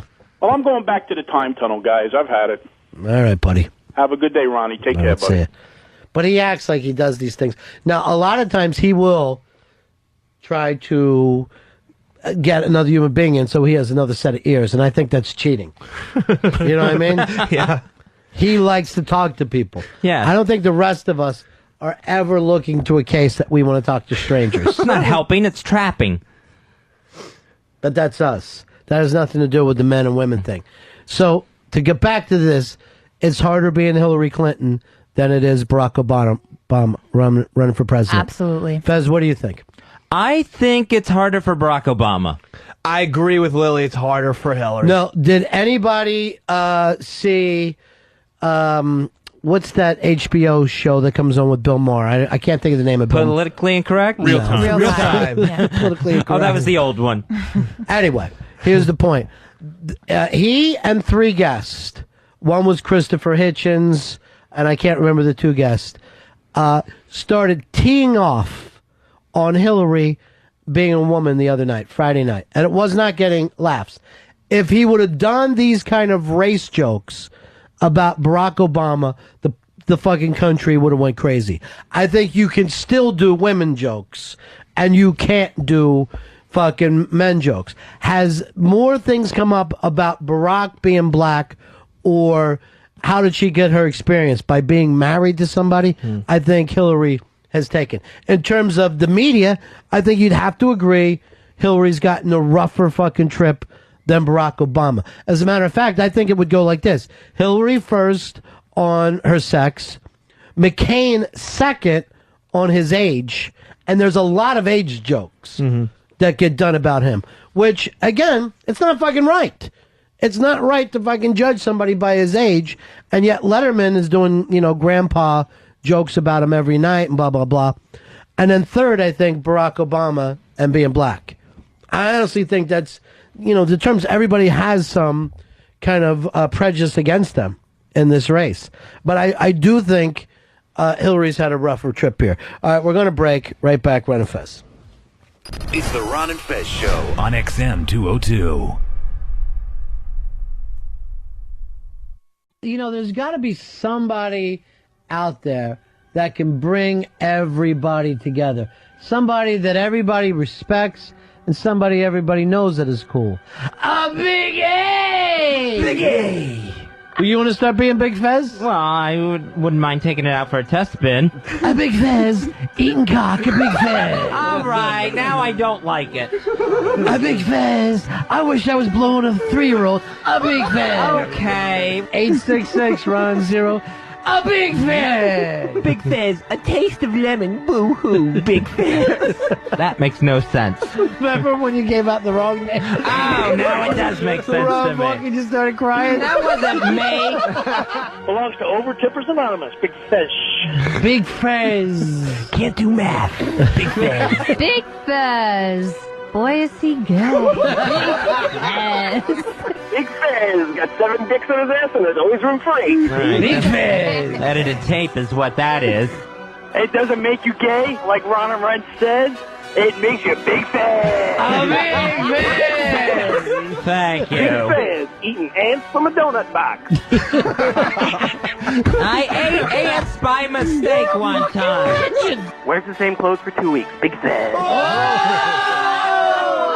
you too, Mikey boy. Big Fez makes Ron see Neil Young in the ghetto. All right, Patty. Patty's come up with some good ones. I'm pissed now. I'm not even enjoying this anymore. Me neither. Big Fez yelling at this black maintenance man. Big Fez. Big Fez, racist. Big Fez. Not a racist. The guy walked in on me in the bathroom. And you blew him. Big Fez. No, called him the N-word. Big Fez. So wrong. Big Fez. No problem at all dropping the N-bomb. Big Fez. Big Fez masturbates and cries is the king of Retard Island. Big Fez. What are you even saying, Stalker Patty? 866 Ron Zero. A Big Fez.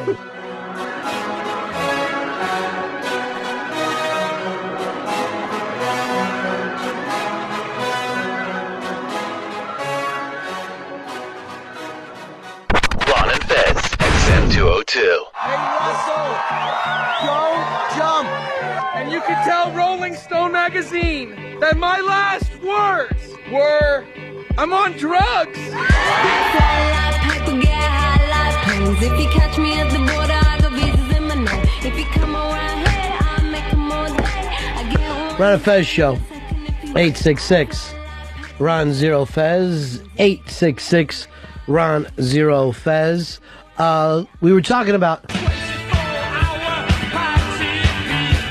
and I don't think we're able to do it. But most of the sites said they'd rather see us do it on a Friday night than a Thursday night. The problem is that will force us into a real 24 hours. That'll be a full ride, yeah. Where the other way I had it lined up, it was like an 18-hour party people. I still think we could do it. Yeah. It's going to be very challenging. I can't make it through this show. I'm not even lying to you about that. We're almost there. No, the show is just, maybe, you know what, maybe because I'm sick. But I really want to thank you guys for all picking up the slack for me. It That's means a all. lot. You're welcome. I was being sarcastic. Oh. I haven't seen anything of you. Well, Lily, the little girl that I opened the door up for, and I just let her go by. You know what? Let's go skirts. You have such nice legs, Lily. Let's go skirts every day. Especially in today's weather. In today's in world. New York. Well, it's raining. Yeah, but it's like 60. It's a hot rain for you? Steamy. Will Ferrell's movie Semi-Pro underperforming at the box office. Semi-pro, more like semi-good. Bringing in $15.3 million. They were expecting it to bring in the mid-20s, around $27 million. Who's they? How do they get to expect what a movie is worth? Industry experts. And it's a very far drop from his last two movies.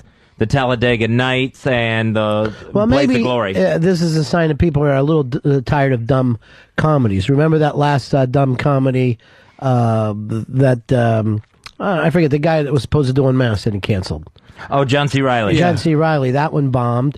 Larry the Cable Guy's thing bombed. Maybe people are just getting a little tired of, I'm a stupid guy running around doing stupid things. Yeah.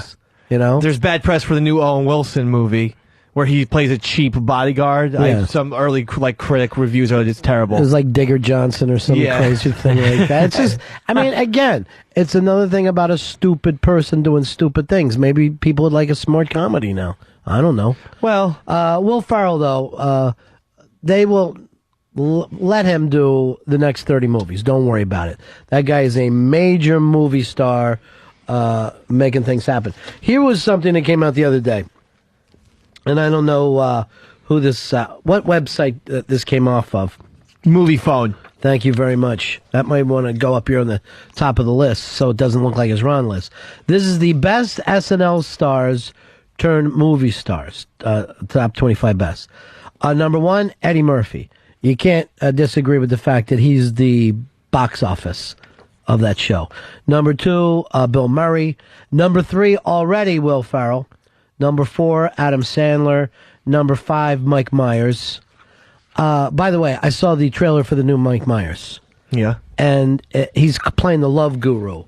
And it looks like he's doing a Peter Sellers, I'm playing an Indian guy. But it's exactly the same exact Dr. Evil bit. He's even got Mini-Me as his sidekick, even though he's not Dr. Evil. He loves getting in costumes. Yeah, he does, and he likes having a funny accent. But then he does, up high, down low, too slow. Like he always, Right. your mother, blah, blah, blah. Like he'll take those old jokes and it's supposed to be funny because it's not funny. But anyway, there's the top 5. After that, Billy Crystal, number 6.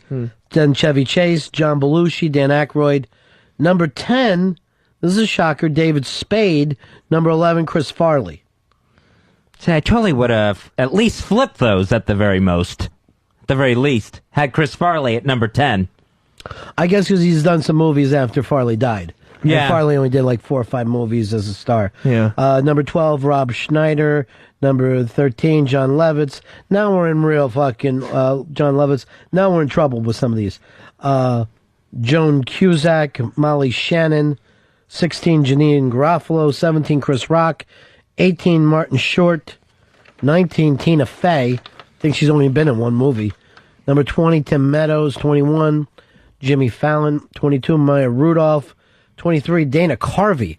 Man, he's down there low. Yep. That he's trying behind Tim Meadows and Maya Rudolph. Number 24, Nora Dunn. 25, Sarah Silverman. Joan Cusack, that's a puzzling one. I mean, she was in movies before her. Yeah, that's kind of cheating. Yeah. Well, first of all, where's the great Jay Moore? Jay Moore has had a better career as far as starring in movies than most of these people. Yeah. And I'd put Jay Moore above Janine Garofalo and Molly Shannon, that's for sure. I'd probably put him above Rob Schneider there, too. Rob Schneider, I know you don't like him, Fez, but the guy has had hits. Now, is it all Adam Sandler's doing? Yeah. But still, you can't take away, box office stuff. He makes cheap movies and they make money. I mean, but I don't know. It seems a little suspect, some of these things. If they're going to have a Joan Cusack, then you could have Robert Downey Jr. I agree with that. And the kid from Weird Science. So she has to be off the list completely. Yeah, that's ridiculous to have her in there anyway. Plus, has she really ever carried a movie in her life? No. And let's face it, she plays her brother's sister in most of these movies. You might as well put the chick from Pulp Fiction. Hey, Tom, you're on Run and Fez. Yeah. How the hell do you put Chevy Chase above John Belushi? Well, I don't think this is a critical list. I think this is a box office list. That's horseshit. First, and now... But Chevy Chase has made like 20, 30 movies that he started. And they all sucked. That's but your... other than that, But how here's... do you, you're talking about box office numbers. Who the hell goes and spends $30 to see a frickin' movie anymore? Stop it. I can't believe the calls we take here. There's more fucking box office now than ever. You're just old and cranky. Frankie, you're on Run and Fez. What about Christopher Guest? Yeah, but nobody sees those movies besides us. Those movies make like 7-8 million apiece. I think the biggest movie he's ever had is like 13 million. That's a good call, though, with Christopher Guest. I'm surprised that... Over Tim Meadows, yes. I mean, if you're going to have Tim Meadows on the list, it's just ridiculous. I think it's a little surprising that Mike Myers is behind Sandler. I have to say that. I'm sorry. But Sandler's films, I know that Sandler's films are gigantic. He made $100 million films all the time. All the time. And they cost like $20 million to make. Mike Myers has got 5 gigantic hits under his belt. The 2 Wayne's Worlds and the 3 Austin Powers were huge box office hits. And most of them were critically acclaimed, unlike many of Adam Sandler's films. I don't know if they were critically acclaimed. Oh, sure, Austin Powers, the first 2. I guarantee they've gotten better reviews than Adam Sandler movies have, but acclaimed is not the right word to use. Well, I remember Siskel and Ebert giving 2 thumbs way up for Wayne's World. And they didn't. That was on the box. 50 First Dates. No, they despised Happy Gilmore and Billy Madison. It's a silly thing to talk about. Other than the fact is, as much as you can act like you hate Saturday Night Live, and the first of this year, I was glad to see him. The first comeback, that thing they did the other night though was terrible. That was awful. The one with Ellen Page from Juno. Yeah, it's just not worth even talking about. Let's move on, Fezzy. Also tonight, TiVo alert: New Amsterdam will be coming out. That's the Immortal Cop in New York City. Can't do it. I'm going to be watching Texas and Ohio. I want to see New Amsterdam, but why would they premiere them on a night like this? Yeah, it makes no sense. Ridiculous. By the way, I want to thank Ross. He dropped me off the lost episodes from this year. Oh, so good. I'll be able to catch up now. You're going to like them. I don't know. That's a guarantee.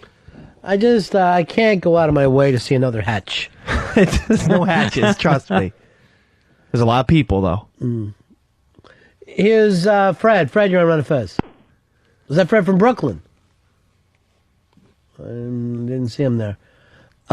Here's Doug. Doug, you're on Run of Fez. Yeah, you know, Mike Myers has also got those 3 Shrek movies, which are absolutely gigantic. So that's 8. I'm sorry. So, I would put... Well, first of all, I think I'd put both of those guys above Will. So would because I. Will's way too new. Yes. No offense to him, because he's coming on gangbusters. I think you can put Billy Crystal, Chevy Chase, and Belushi above Will Ferrell. Well, come on. Besides Elf, what's his big hit? What is Will Ferrell's big hit? Well, Anchorman was a hit. Old School? Old School was a hit. Then he's been in like a bunch of hits on other people. That stupid Gay Blades one, whatever that was. That made over $100 million. Really? Mm-hmm. Same with Talladega Nights. Talladega Nights was gigantic. That was Yeah. like $150 million. That was a gigantic fucking summer hit. Surprised. George, you're on Run of Fez. What about Mike McKean from Spinal Tap and Lenny and Squiggy and all that? What's one movie that he starred in? Spinal Tap? Starred? I'll give him a co-star. I'll give him a co-star. Tri-star. Here's Fred from Brooklyn. Fred? I'm sorry, bro. I'm driving. Who you fighting with today, Fred? What's going on? No, I'm not. I'm the nicest guy, right? I don't know. I don't fight with nobody. You know, there's only one character that I knew from the movies prior to Saturday Night Live, and that was Garrett Morris in that one stupid fucking movie. Oh, he was like in Cooley High or one of those, right? He was the teacher in Cooley High. Yeah, I forgot all about that. Yeah, he never held on to that. Is there any other Saturday Night Live guy that was in a movie before Saturday Chevy Night Chase. Live? Chevy Chase was in that video thing with Belzer. It was Groove Tube. Oh, yeah, you're right. He was in Groove Tube. Holy shit, you're Good right. call. And Dan Carvey was in a very small part of Spinal Tap before he was on SNL. A good 3 or 4 years before Saturday Night Live. He was a He mime. also was a TV. He was in a TV pilot too. He did some stupid show that didn't last. All right, Fred. All right. Thank you, buddy. All right, pal. Well, he sounds like he's back, like the normal Fred from Brooklyn. That's good to hear. It is. Here's Ben. Ben, you're on Run of Fez. Hey, Ronnie. Hey, Dave. Doesn't Austin Powers also count for Will Ferrell since he was in all those Come movies on. too? He was in it for 10 seconds. Then you might as well say Chris Farley was the star of Wayne's World because he was at the bus I gotta driver agree at with the that. end. Yeah, I think you've got to be able to carry a movie. You know, it says movie stars, not fucking walk-ons. Yeah. Here's Brandon. You're on Run of Fez. Hey, buddies. I might have missed it, but what happened to Steve Martin? Well, he's still alive, still around. But he was not a cast member of Saturday Night Live. Okay. Sorry. Boy, Everyone gets they don't that- know their comedy history. It's so weird, though, how many people in Middle America, I should say, think Steve Martin was a cast member. And you think people on the coast are locked in? Well, people from the East Coast. I'm fucking dying. Earl, do we got anything that you could kill me with back there? Even a piece of broken glass that you just cut a juggler with. Oh, we have nothing in there to kill you. I wouldn't kill you. What? What if I needed it, Earl? Like Terry Schiavo. I want you to fucking Terry Schiavo me. That would get you pills, but I wouldn't cut your throat. Earl, Thank speak you. in Get front me of pills, Congress. Would you get rid of Ron's cold, or would you put a Red Sox uniform on? Which would you rather do? I'm suffering, Earl. I would have to. I wouldn't put on the jersey. I couldn't. So do it. You would Wow. fucking kill me. Nice. You're a nice person. You cock. That's mean. That's just mean. I mean, I don't mean it to be mean, but that's just the way it is. It's just unfortunate, but that's the way it has to be. I'd do anything for one of my friends' health. Thank you. You know? You're a sweetie. I begged you to move this along a little quicker. Now, what business do you think where you'd be most likely to lose it over bad customer service. You're getting bad service somewhere. What kind of place do you think you'd most likely lose it at? Whorehouse. I don't like to be bit. I think the grocery store. I tend to want to lose it the most in the grocery store over bad service. You're bad with taxis, too, though. Oh, yeah. I've seen you scream at taxi drivers sometimes just by the cologne they wear. Oh, that about kills me. And the way they drive. You got some kind of motion sickness. Oh, that happens all the time. Because the way the cab is set up with that divider, I can't see a lot of times where I'm at. So that adds to the motion sickness. Why don't you look out the window? It doesn't help sometimes. It's awful. But why would you blame the cab driver? Because they don't have to drive so insanely. They don't have to. They don't have to hit They don't have to hit the gas on every pothole. Yes, they do. They have to get you around and make a living. They do not have to do this. They don't have to keep pumping the brake. Just slamming on it. None of the rest of us noticing that, though. I swear to God.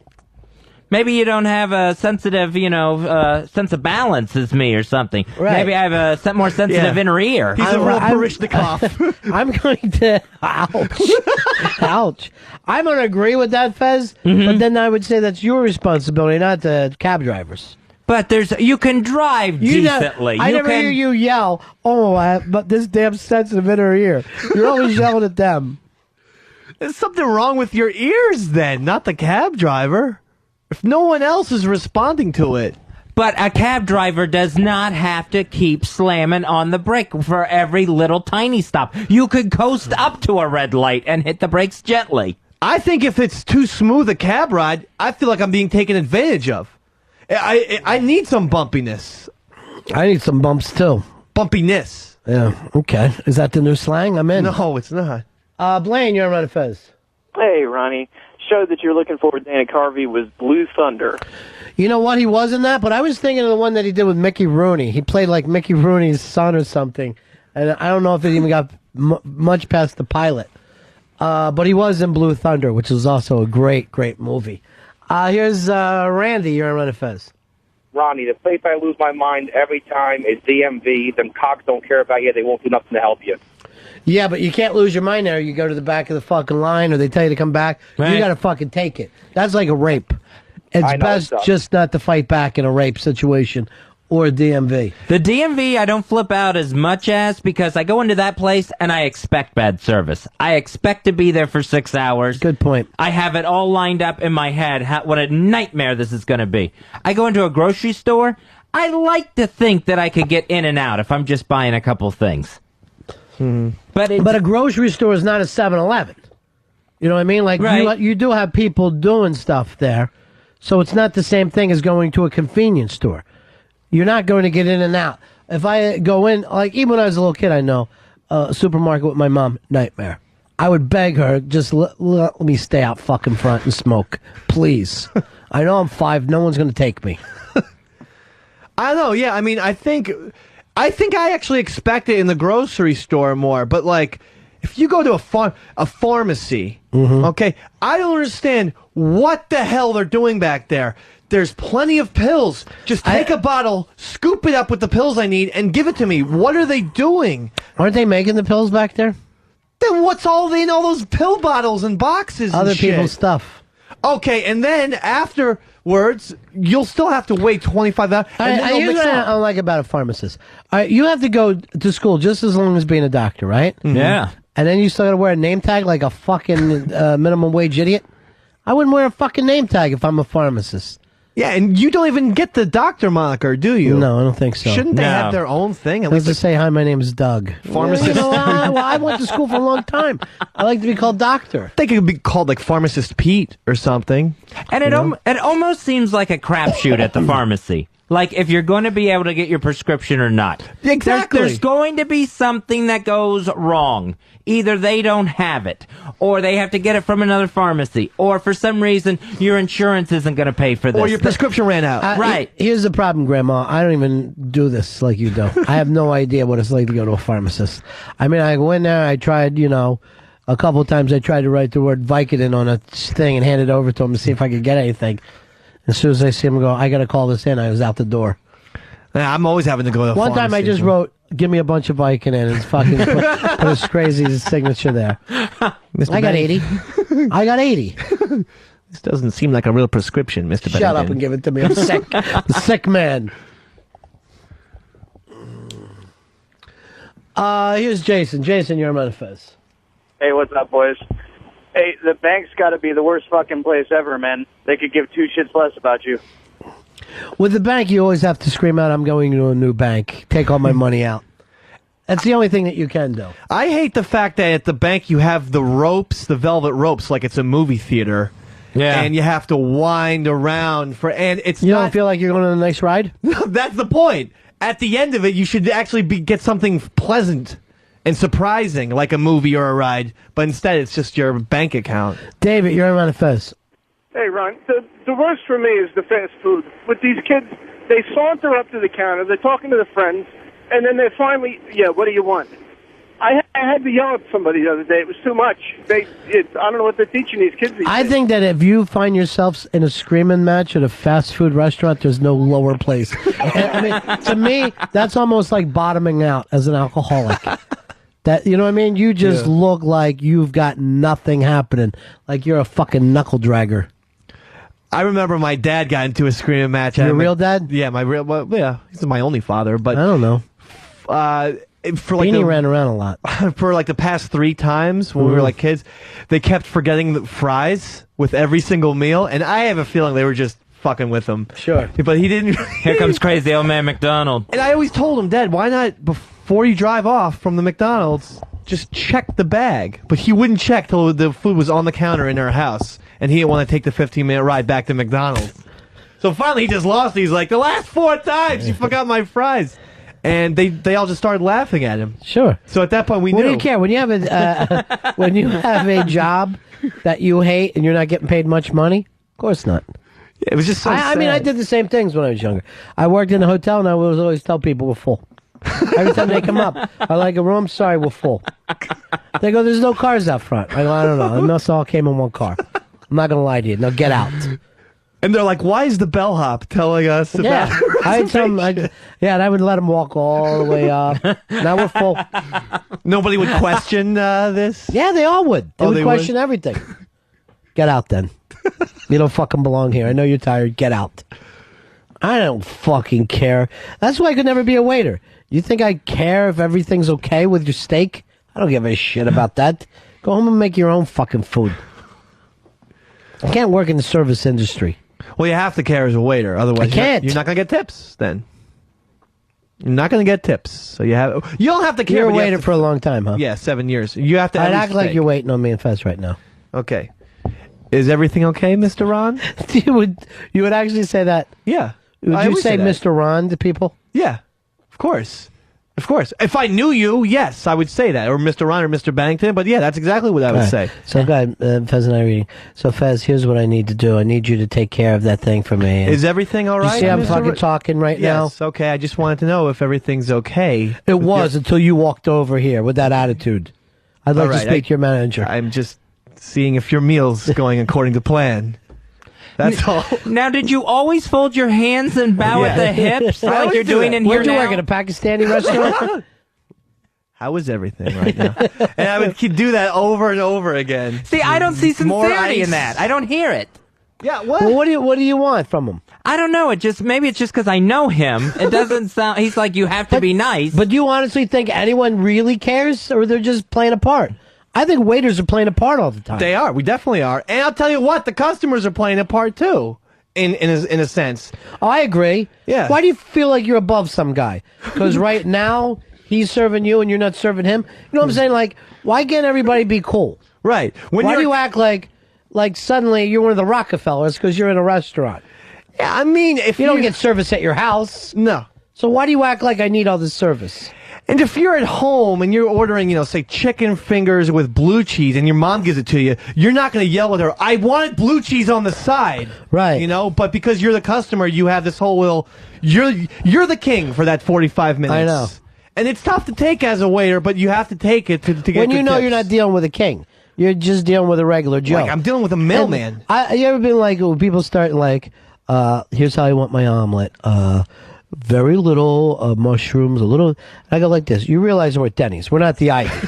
You know what I mean? Right. You're going to take it back there. Some Hispanic guy's going to fucking just throw whatever he can and give it to you. Oh, yeah. You're getting a breakfast for $3.45. So stop acting like everything needs to be perfect. That's the worst, but also as bad is when you're a waiter and one of the people knows what they want and the other one doesn't know what they want to order, and they're just staring at the menu and just telling you everything on the menu. And I to this day, I'll tell you what I want in 3 seconds flat. Whereas someone like Earl will go You know, on and I on. swear to God, Well, yeah, starches. there are people like that. But I was with a friend not too long ago, and I ordered a coffee after dinner.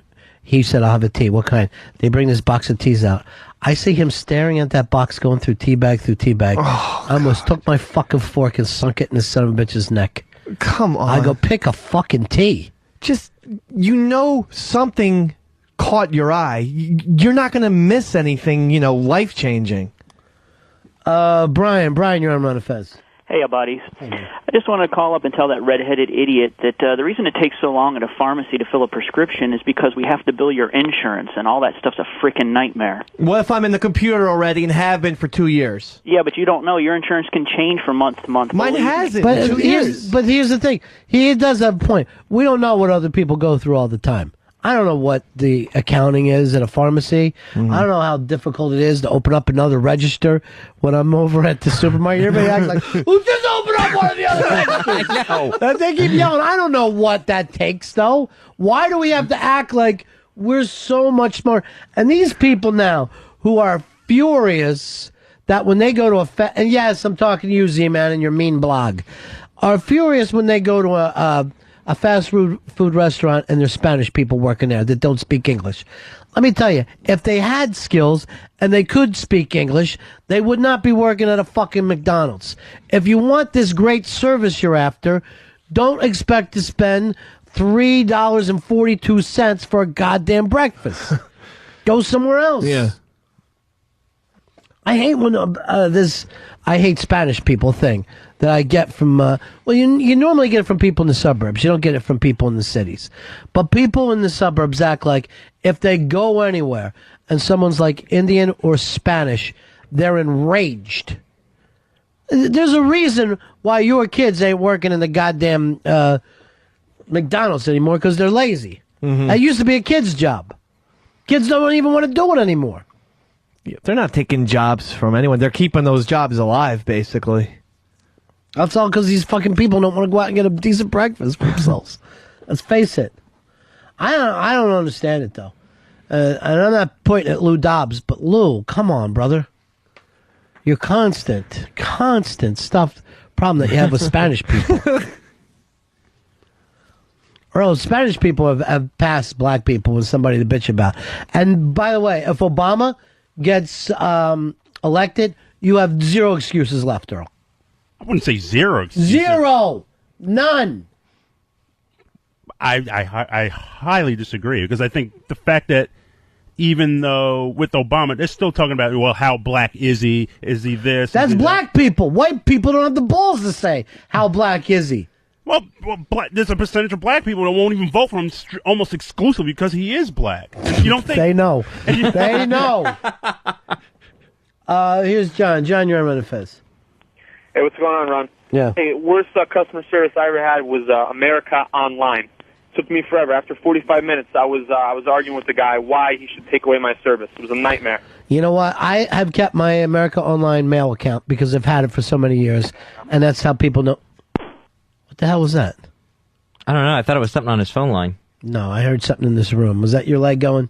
Tappy?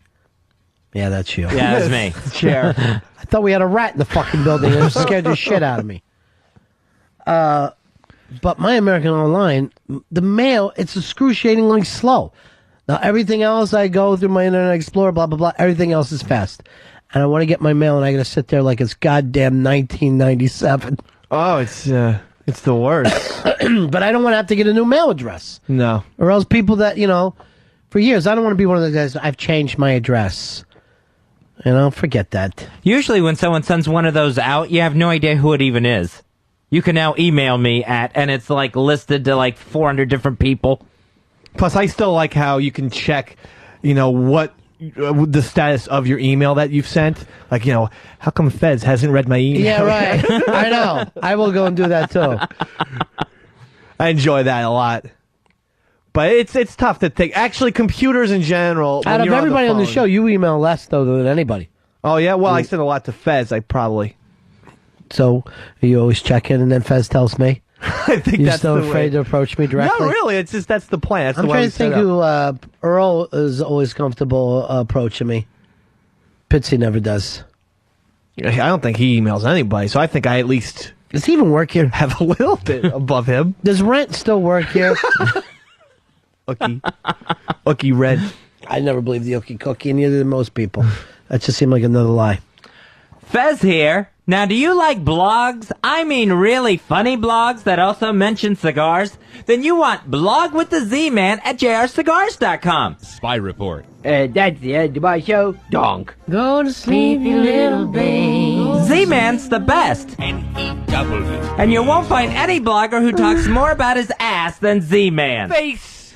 Last week, Z-Man wrote about eating a burrito, and he still won't let it go. It's That's a the TiVo Z-Man alert. for It's a you. TiVo alert. It's One a TiVo burrito equals 2 blogs. Read how Z-Man destroyed his septic tank, how he needs more fiber bran muffins in his diet, and how Z-Man compares eating that burrito to an attack on Uranus. Nice play on words, Z-Man. If it's ass talk, you'll find it on Blog with the Z-Man at jrcigars.com. Z-Man even describes himself as the 7th most flatulent man in the world. So if it's butt humor, and that's your thing, why wouldn't it be? Check out Blog with the Z-Man at jrcigars.com. The Z-Man, super funny. Logan, you're on the Run of Fez show. Hey, Ronnie. Hey, Fezzy. Yeah. The name of that pilot you were looking for was One of the Boys, with Dana Carvey and Mickey Rooney. Big ass prize closet for you, my friend. All right. All right, peace. Go enjoy yourself in the big ass prize closet. What's a job you think you'd like to do when you're retired? Like one of those retirement jobs that people pick up? Yeah, I want to work at Walmart and tell people I'm glad they came here. I'd like to be a movie theater ticket vendor. Oh, that'd be nice. You see all the That's old good. timers Like an doing usher, that. yeah. Yeah, and they're always by old timers. You know what also is nice is I like, if I really had my perfect job, it would be play trombone at the track. I should probably start on it now, but I like to see an old guy playing trombone at the track. Maybe working in a candy store. That's a little bit creepy. You're just dishing out candy to people all day. You're old people. It's children. Yeah, you're like surrounded by kids, so. But that seems like a nice old person job. Dolomite, what do you got for us, buddy? Yeah, there's something wrong with the satellite. I couldn't really hear what Fez said. Did you say something about peanuts?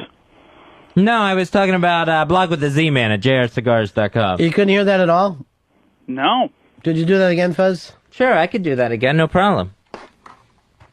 Fez here. Do you like blogs? I mean really funny blogs that also mention cigars?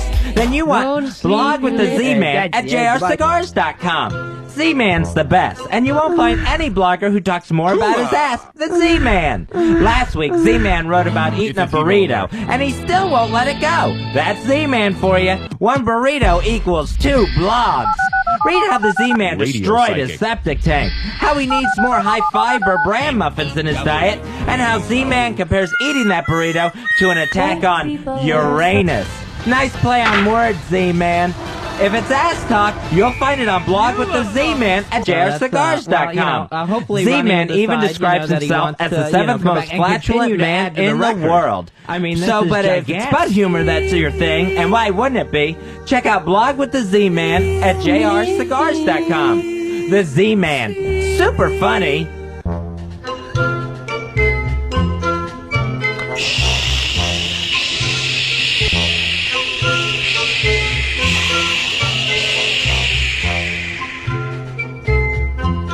Who can get his plug out? Who can't get his plug out? I think we know. Diablo Cody is going to celebrate her Oscar win for Juno by getting a new tattoo. She's going to get Ellen Page's face tattooed on her. On her vagina. So that'll be her latest tattoo. I'd like if she got Ellen Page's face tattooed on the sex girl that's already on her right arm. That would be the way to go. Just superimpose her head over it. That's Juno all grown up. Now, is this, what's her name? Diablo? Diablo Cody. Is she any relation to Wild Bill? I don't know if she could be maybe a great-great-great-granddaughter or something. Now, if you had to get a face tattooed on you, whose face would it be? Ellen Page. You'd have something in common with Diablo No, I Cody. get Alan Page. The great old Viking. I always look over for Earl whenever I have anything really obscure. Then he acts like he laughs, but I don't know if he knows. He did. I know who Alan Page was. His helmet was all moving on that famous slow-mo shot. Yeah, very good. I get Mattingly in a heartbeat. Daddy baseball? Yeah, he's probably the only idol I've ever had in my entire life. The only person I've ever looked up to. I hope he gets that ring for you. He's on the Dodgers now. That's what I mean. Gotta get a ring. That would be heartbreaking. Did you see Boa the other day? He said he refuses to wear a batting helmet as he coaches third. He goes, I will pay the fine every day. He goes, I'm not going to wear a batting helmet like a fagola out there. He refuses. He thinks it makes you look like a pussy. I agree with him. He's old school. These guys, he's a third base coach. He's been there for 30 years. He's going to know how to duck out of the way of a ball. I am telling you, I have never seen such a stiff hat in my life than when we played ball with Boa. His fucking hat, it was like a Marine's hat. It was so 90 degrees. He doesn't curve the brim at all? No. I mean, it's fucking sharp. He is fucking joyless. His team, at one point, because I played with those guys a couple years, his team said, look, we want anyone but Boa. They were in first place. They go, we've paid money. He's ruined our week. And he goes, give me any team and I'll fucking destroy you guys. Well, A-Rod's complaining about missing Boa. So now A-Rod's going to start this shit where now if it's like he's setting himself up to have a bad year already and his built-in excuses. Larry Boa taught me a lot. I'm telling you, Boa's underranked. I choose him as He's a manager. a great ball player. Great baseball mind. I don't see why he's not managing. And that guy only knows about baseball. I swear to God. If you brought up the movie Goodfellas, he would stare at you. He doesn't understand anything outside of baseball. Yeah, well, he's just an old school baseball man. I'm sure Don Zimmer doesn't have a lot to tell you. You know, that Mike Huckabee, Ron. Yeah. Okay, Zim. Oh, I guarantee you, Bo was never voted. I guarantee you he hasn't. And Boa, he had one of the greatest fielding percentages of all. He was one. It was like 9.9999999. I think it was like 998. Holy shit! Which is incredibly as high. a shortstop. As a shortstop, and remember, it's not on a team that got shelled all the time. What happened to him? Was that injury? Was that What? the Bobby? What happened to Boa? I mean, did what? He couldn't. He had no stick. Oh. I think he only batted over 300 one year, so no one cared about him. He has how many Golden Gloves? I think like a dozen. Yeah, it's like a fucking it's tons. But people don't care about anything other than batting average. See, that's bullshit. If you I agree. Over a dozen gloves, you should be in the Hall of Fame, in my opinion. I'm sorry, Omar Vizquel should be will be in the Hall of Fame when he retires. I agree with you. Here's Bill. Bill, you're on Fez. 29-75, my brother. What do you say there, man? Hoo-ah!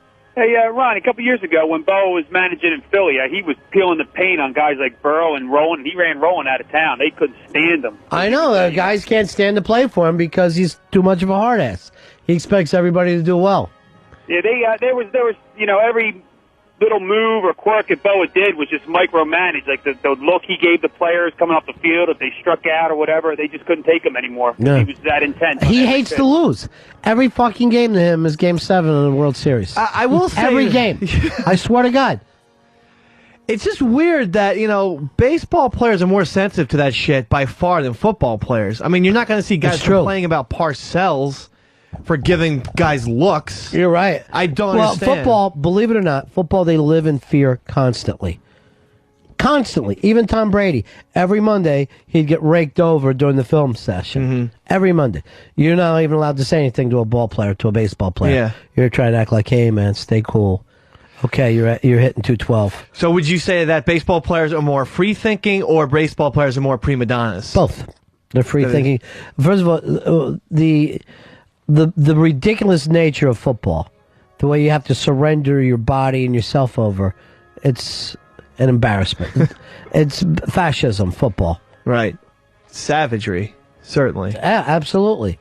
But you're supposed to put your own body beneath the team's wants and needs. You don't do that in any other sport. Barbara Walters had her royal family special on last night. I didn't know she had a royal family. That's fantastic. No, it was her special, but it was about the royal family in Great Britain. Mm-hmm. I didn't see it. I don't watch a lot of royal family stuff. Did you watch it? Yeah, I checked it out. And they were talking about the military service that all the royals go through. Like Prince Charles is like a general in the army, an admiral in the navy, colonel in the Air Force. Is that real, or is that just stuff that they give them? I think it's just, here's a nice new uniform for you. Right. So, and they were talking about Harry being in Afghanistan. And do you think Drudge went too far by outing Harry? This is what we were waiting for? Yeah. To do that whole thing? Yeah. I wouldn't have outed the guy. I think it's a dangerous thing to do. I know that he has the right. He didn't break any laws. But, there is certain amount of us against them when it comes to terrorist stuff. I mean, there's a lot of things that you don't do when you're a newspaper man. You're not going to say where, troops are stationed. You would never do that because you put those guys in jeopardy. So I think by even saying that the little bunny prince was there, I think it puts everybody in jeopardy. What do you think of this, Earl? I thought he was completely out of line. I thought it was, like you said, he was there, he was serving his duty, he was just wanted to be one of the soldiers, one of the guys, and now you're just kind of... And here's the other thing. It's not like Drudge found this out on his own and did it from a journalistic point of view. You know what I mean? He just linked up with this other weird fucking paper. Yeah. And didn't alert anybody that he was doing it. To me, a journalist would say, hey, it's 6 o'clock, in the morning. By 5 o'clock at night, I'm going to run this story. That would be the kind of heads up that I think would be, acceptable. If you felt like, from a journalistic point of view, I got to get this news out. You still got to give the person enough chance not to, be killed. I mean, is it a news story to say where a rape victim is living now, even though the rapist is still out, No. And, that's the thing. Harry, they had to rush him out of Afghanistan as soon as this thing broke. Drudge put target on his back. Or did... somebody's got to play the other side, so that'll be me. Was that a fucking irresponsible thing by the royal family and the British fucking army to send that kid there? Because they put targets on everybody's back. No, I don't think it's irresponsible by the Royals if that's what Harry wants. He's an adult and he wanted to prove himself as not being a coddled youngster. But why are you now afraid to have the news get out there? Well, when Drudge is saying he's working in here in Afghanistan, it's going to be the terrorists are going to key in on him. Right, but not only on him, everybody around him, correct? Yeah. So doesn't him being there put everybody in jeopardy? Isn't that the irresponsible move? But that's not irresponsible because we wouldn't have known that. We wouldn't have known that he's specifically in Afghanistan. So there's no way, there's no intelligence over there to figure out who's where. They would have figured it out. Of course they would have. So what's the problem? Yeah, that he shouldn't have been there in the first place. So now you're back with me. No, it's not Drudge's fault. I think he should be there. He's serving his country. He has the military experience. On that Barbara Walters special, they showed him shooting a huge machine gun. He looked like he could handle himself. Sure he can. They said he killed like 30 Taliban. Or at least led raids. You're thinking of Paul Bunyan. Oh. Break, Ron and Fez Show. Ron Bennington, Fez Watley, The Ron and Fez Show. XM 202. 6 days after 9/11, President Bush said of Osama bin Laden, I want justice. There's an old poster out west, as I recall, that said, wanted, dead or alive. More than 6 frustrating years later, bin Laden has not been captured or killed. My New Year's resolution, I've thought about this, and this is a fucking definite, and it's got to happen. In 2008, I'm going to stalk and kill Osama bin Laden. I'm putting together a team and I'm going to kill that son of a bitch in cold blood. And everyone's asking me, are you leaving the show?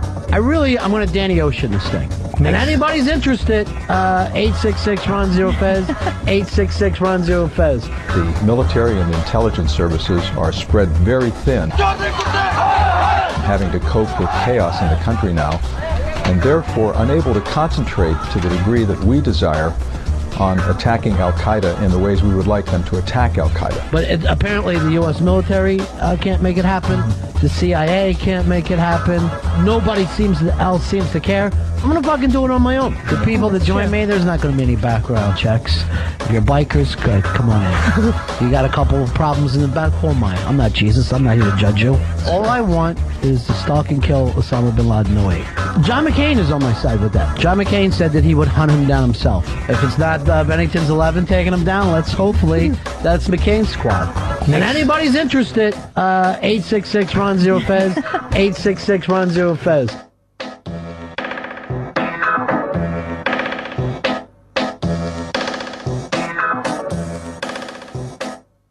Ron and Fez, XM 202. In death, a member of Project Mayhem has a name. His name is Robert Paulson. His name is Robert Paulson. His name is Robert Paulson. His name is Robert Paulson. His name is Robert Paulson. His name is Robert Paulson.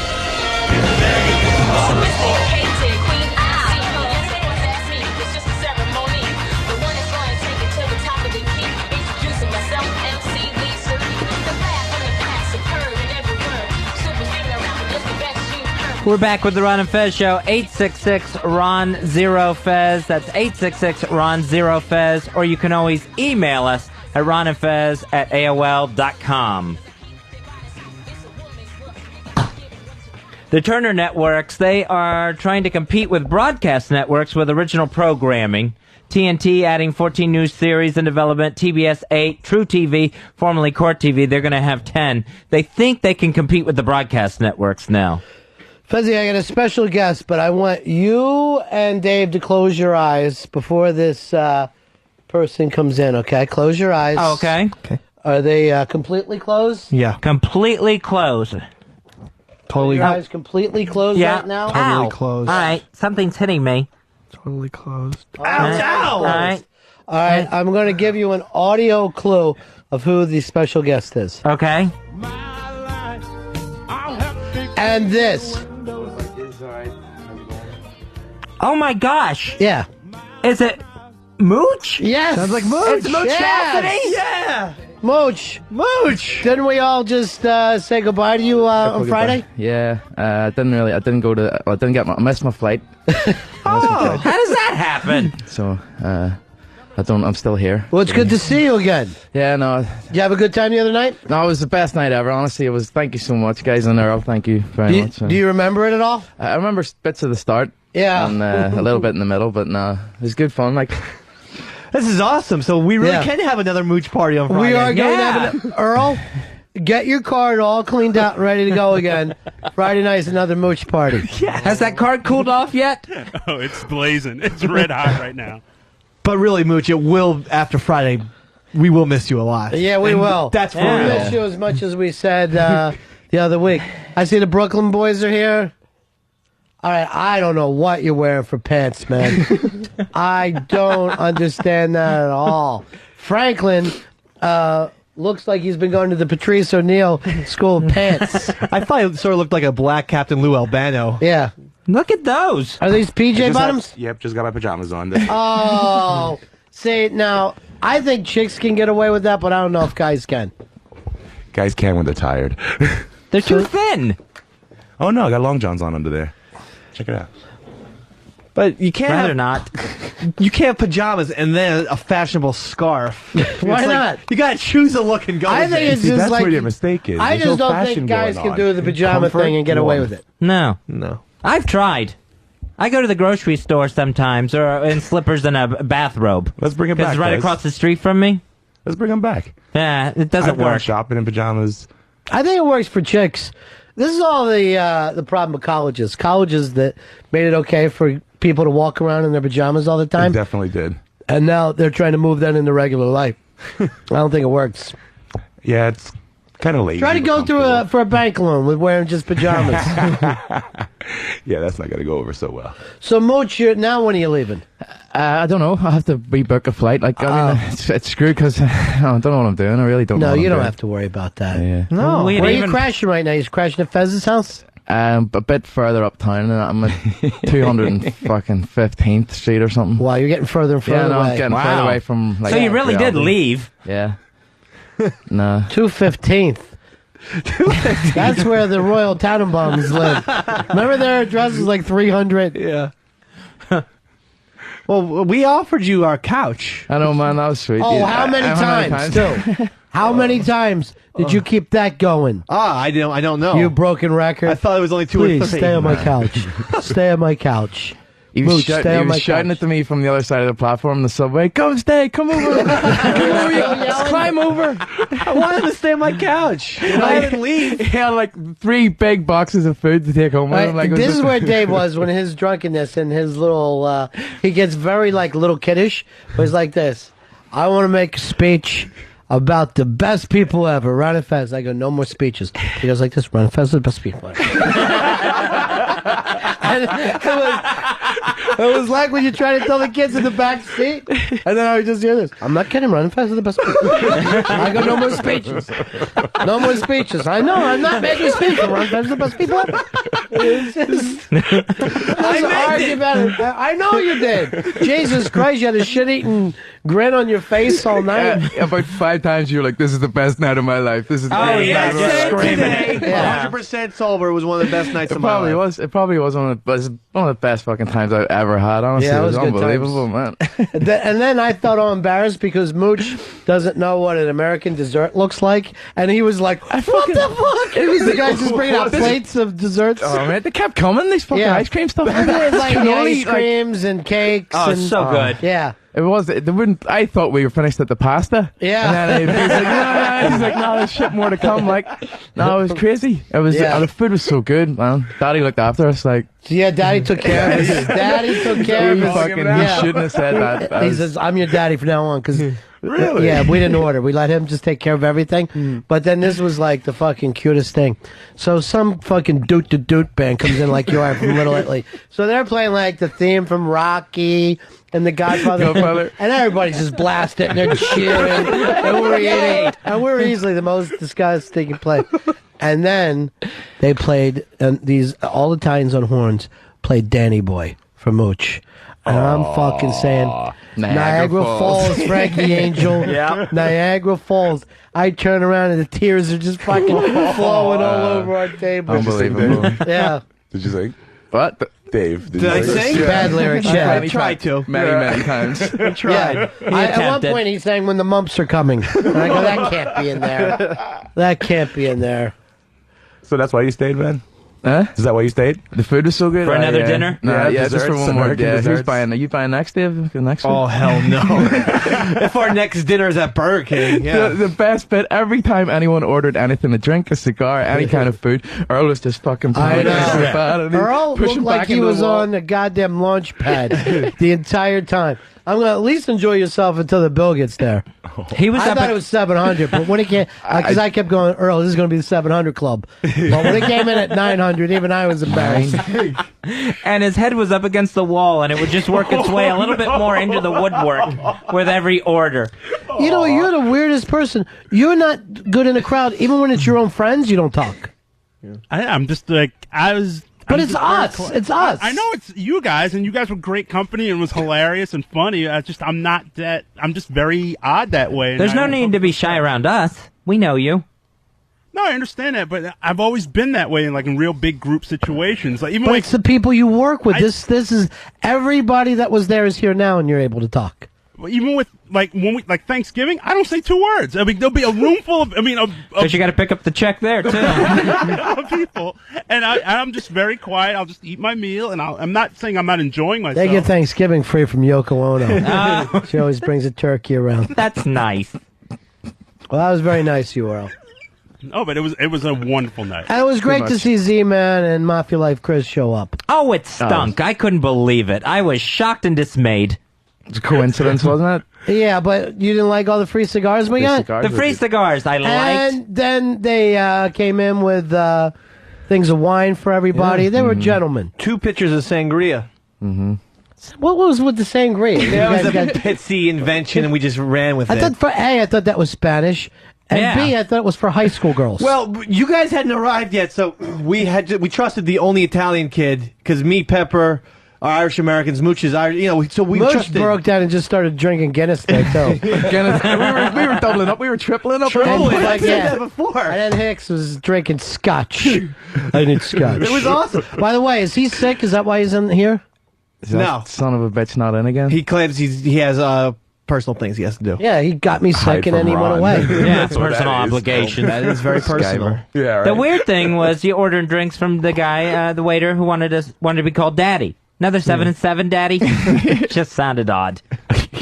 Not to me. I love Daddy. Yeah. He's always my guy every time I go down there. Really? Yeah, I always go looking for him. I feel comfortable with him. He was the best. He was brilliant. He takes care of you. He was singing away, wasn't he? Yeah. Yeah. Before you guys came, there was glass doors behind us, and there was a whole open pathway in front of us, and I'm like, which way to the bathroom? He's like, whatever way you want to go. You want to open up the glass door? You want to go through the thing? This way, that way. Whatever way. No, I actually would like to know, without inconveniencing you. You're not going to inconvenience me. Just go this way, go that way, whatever. I'm like, okay, all right. I'll go wherever you want me to. He was awesome. You got to relax down there. Yeah. That's Florio's in Little Italy. Can't wait. Great spot. Be there this Friday. Every Friday we will. Say goodbye to Mooch. You're the best, Earl. It's too much, Earl. You shouldn't have done it, honestly. You guys should have done that to him. Too much. You could have played it a little nicer. You could have had a separate drink tab. Just the anger when we're walking down to Florio's, people on the sidewalk. I'm going to rape the shit out of Earl. No, I've never heard anything from Dean and Stugatz, but I'm getting pounded with material right now from Mikey D and Lene D. They really want that gig. Well, I hear they're going to have a cage fight about it. I'm telling you right now, Lene D is leading the pack. Here's Mafia Life, Chris. Hey, Chris, how are you, buddy? What's up, guys? Yeah. What's up, Chris? Fun times, huh? Yeah, good times. I didn't hear the beginning of the show because I told you my fucking sleep schedule is all screwed up. But I just want to bring out how that guy, the musicians were fucking hilarious. Yeah, they were great. That guy used, when you fucking blow and you get all the saliva out of your thing? Yeah, get a spit thing. Spit did you valve. see my face? He hit me in the leg when he did that. I think it was on purpose. You should not be able to release a spit valve in a restaurant. It seems wrong. I had a great time, though, guys. I'm going to miss you, Mooch. Well, he's still here. It's kind of hard to. He's still here. Yeah. You'll be at the next going away party. And I want to thank you and Tommy Z for dropping by, too. Anytime, man. Anytime. It was hilarious. What is your problem, Fezzy? I'm just saying, a stupid joke and it didn't go over. How did it not go over? Did anyone laugh when they were like, surprise, Yeah, we're here? it was just nobody. Everyone looked at each other embarrassed. Why would I laugh? The guys show up with a lot of expensive cigars for us in a cigar place. I thought it was nice to see those two guys stroll through. They probably saved Earl about another $200 in cigars. Definitely an awkward first 5 minutes when you walk in and there's like, absolutely no room back there for you to even stand. You're just standing saying, hi, guys. Yeah, awkward. You go sit at the bar, but hey, it ended really well. I had a great time. All right. Remember, Chris, you ever break up with Frenchie, we'll never talk to you again. But right now, you're in. Thanks. All right. Talk to you later, buddy. Take care, guys. Peace, bro. Hanging by a French thread. All right, Franklin, we going to look at stuff here? Oh, we are going to look at stuff here. Scale 1 to 10, what would you call it? I'd say a 7. Bring it for a back when test. it's a 10. Bring it back when it's a 10, and I'll take a look. Have you seen it, Mooch? That's all there. What do you think? We'll have a look at it now. Oh, jeez. Oh, that wasn't confident at all. That's shite. I was trying to be... I'm going to let Fezzy look. I don't like to look at stuff. Okay, cool. All right. That's the end of my show. Donk.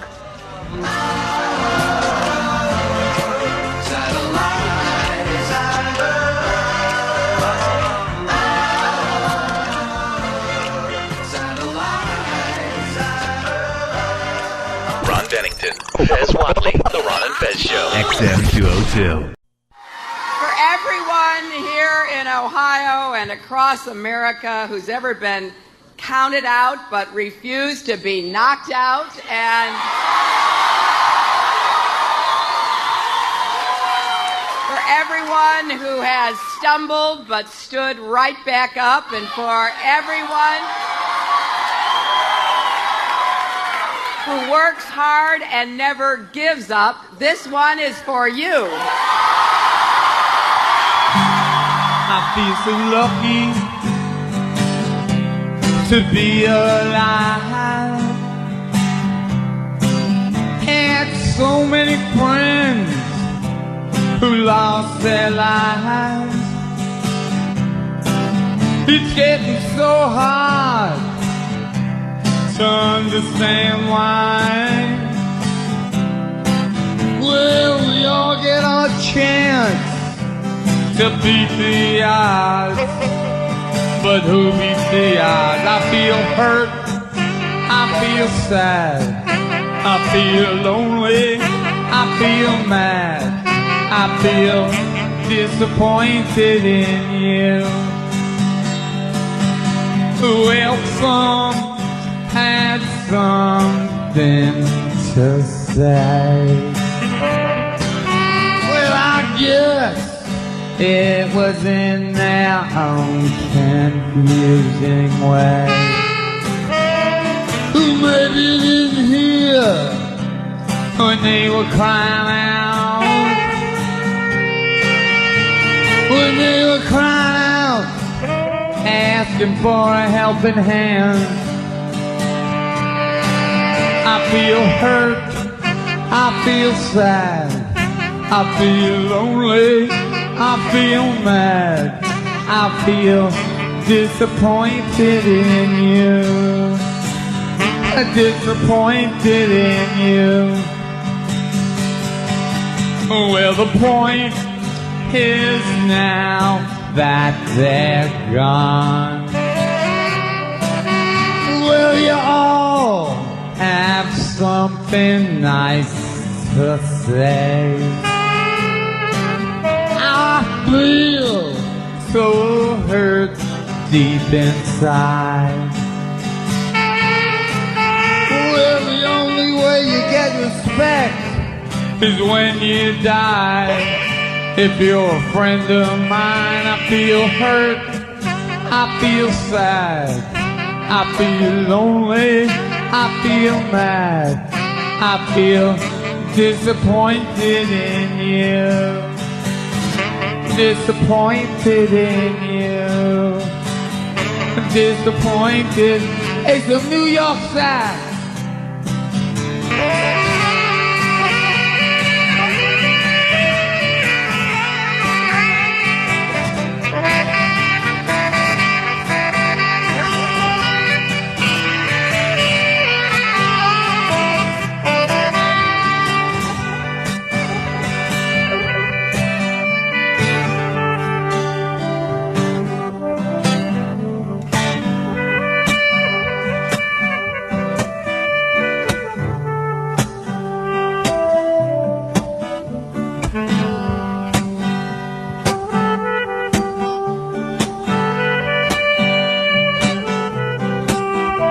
There were times I thought I was dead.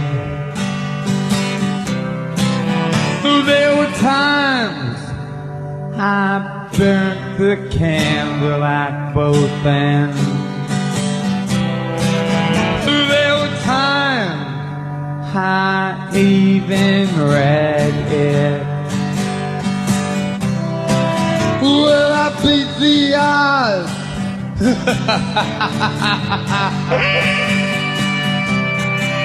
I feel hurt, I feel sad, I feel lonely, I feel mad, I feel hurt, I feel sad, I feel lonely, I feel mad.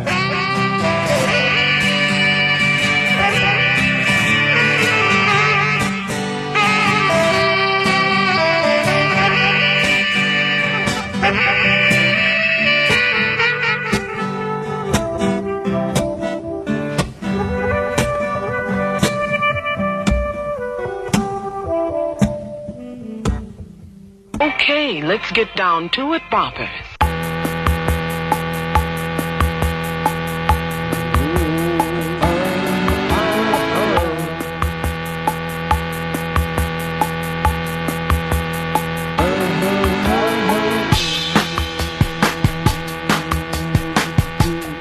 Yeah, buddies, this is the Ron and Fez show. 866 Ron Zero Fez, 866 Ron Zero Fez. That is our phone number to reach us at any time. Started off the show today with a little Hillary Clinton going into her favorite artist of all time, Johnny Thunders. And Hillary also brought the thunder down last night.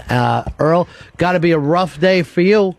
Obama takes 2 in the chops, and this thing is going all the way to Puerto Rico, ladies and gentlemen. It will not stop. The Clinton brothers have decided if they can't win, then no Democrat will. They will destroy the party if they need to. Earl, how you feeling? How you feeling today? Still naive? Still don't get it? Still disappointed, but you know what? It's a temporary setback. This will not at all stop our road to the nomination. No, Pennsylvania's going to hurt. This whole thing is not about I don't even think stopping the road to the nomination. It's just about leaving big gapping holes in the in Obama's chances, and it's unbelievable to see this taking place. Hey, John, you're on Fez. Hey, Ronnie, if Hillary's got Johnny Thunders on the jukebox, I'm voting for her. Yeah, she is. She's a big, well, back in the day, she was a CBGB girl. Everybody knows that, but couldn't get into the Mud Club. Was completely banned from the Mud Club. She knows why, and her husband knows why. Gigantic night for the Clinton brothers. They were dancing in the streets. Everybody's going crazy. Fez, did you see this one coming? Yeah, it seemed like there was a momentum turn against Obama. And that momentum turn was from Hillary Clinton. A couple of big things happened. Number one, she made him embarrassed about being a big sweet talker, Betty Crocker to the people. She made fun of his big speeches. That was his main thing. So he stopped doing the big speeches. The second thing that hurt Obama and hurt him bad was that Saturday Night Live did that little shot at the press. So now the press is not being such a sweetheart to Obama. And then I would say the third thing is, who do you want to call at 3 o'clock in the morning? Believe it or not, Earl, people don't feel all that safe with Obama getting a call that there's missiles coming. I think they're afraid he'll be out. I don't think that at all. I think the thing that really hurt him, I think, was that photo of him in the oh, that was all right. I would throw that in with 4. Oh yeah, the Muslim garb. I mean, I think that played very well in places like Texas and Ohio, and well, that's with those 2 places. Yeah. Here's Sean. Sean, you're on Fez. Yeah, is this me, Sean? Yeah, I guess it is. I have no idea. Hey, Ronnie. Hey, did you see how insincere she was with that speech this morning on the news? Well, I saw her last night. That is a Hillary speech. She's not a warm person. She is she's a tough old gal. She basically did the Revenge of the Nerd speech for anyone who's ever been picked on or put down. If you are a fan of politics, and if that basically saying if you're an American, and if you're an American, this is one of those times, much like last year when we talked about football. Something historic is taking place, and at the end of the day, you don't know what it is. Remember, all during the football season, we're going, this is a historic season with the Patriots. And I'm like, I hope it runs all the way to the Super Bowl. And then, you know, if it's going to blow up, that will also be historic. There is something phenomenal happening right now in the country. We talked about having a country divided in half. Which we've had for at least the last 8. You could even go back 12 years, maybe. Now we're quartering it off. Now it's slicing it till it's smaller and smaller and smaller, till soon people will hopefully only believe in themselves. That's where we'll eventually end up. But for Earl, you're not to take this as a bad thing. Completely naive. Completely naive. And the weird thing is, that's the thing that Obama and his followers get in trouble for. Not paying attention to what's happening around them. Really being more hopeful than anything else. Really not being able to pull that one off. All right, lots of stuff happening today. Ron and Fez show, 866-RON-0-FEZ, 866-RON-0-FEZ. One of the things I want to bring up, it's basically up to me now to put together Angel Fuck's surprise birthday party. Oh, cool. Yeah, well, it's just one of those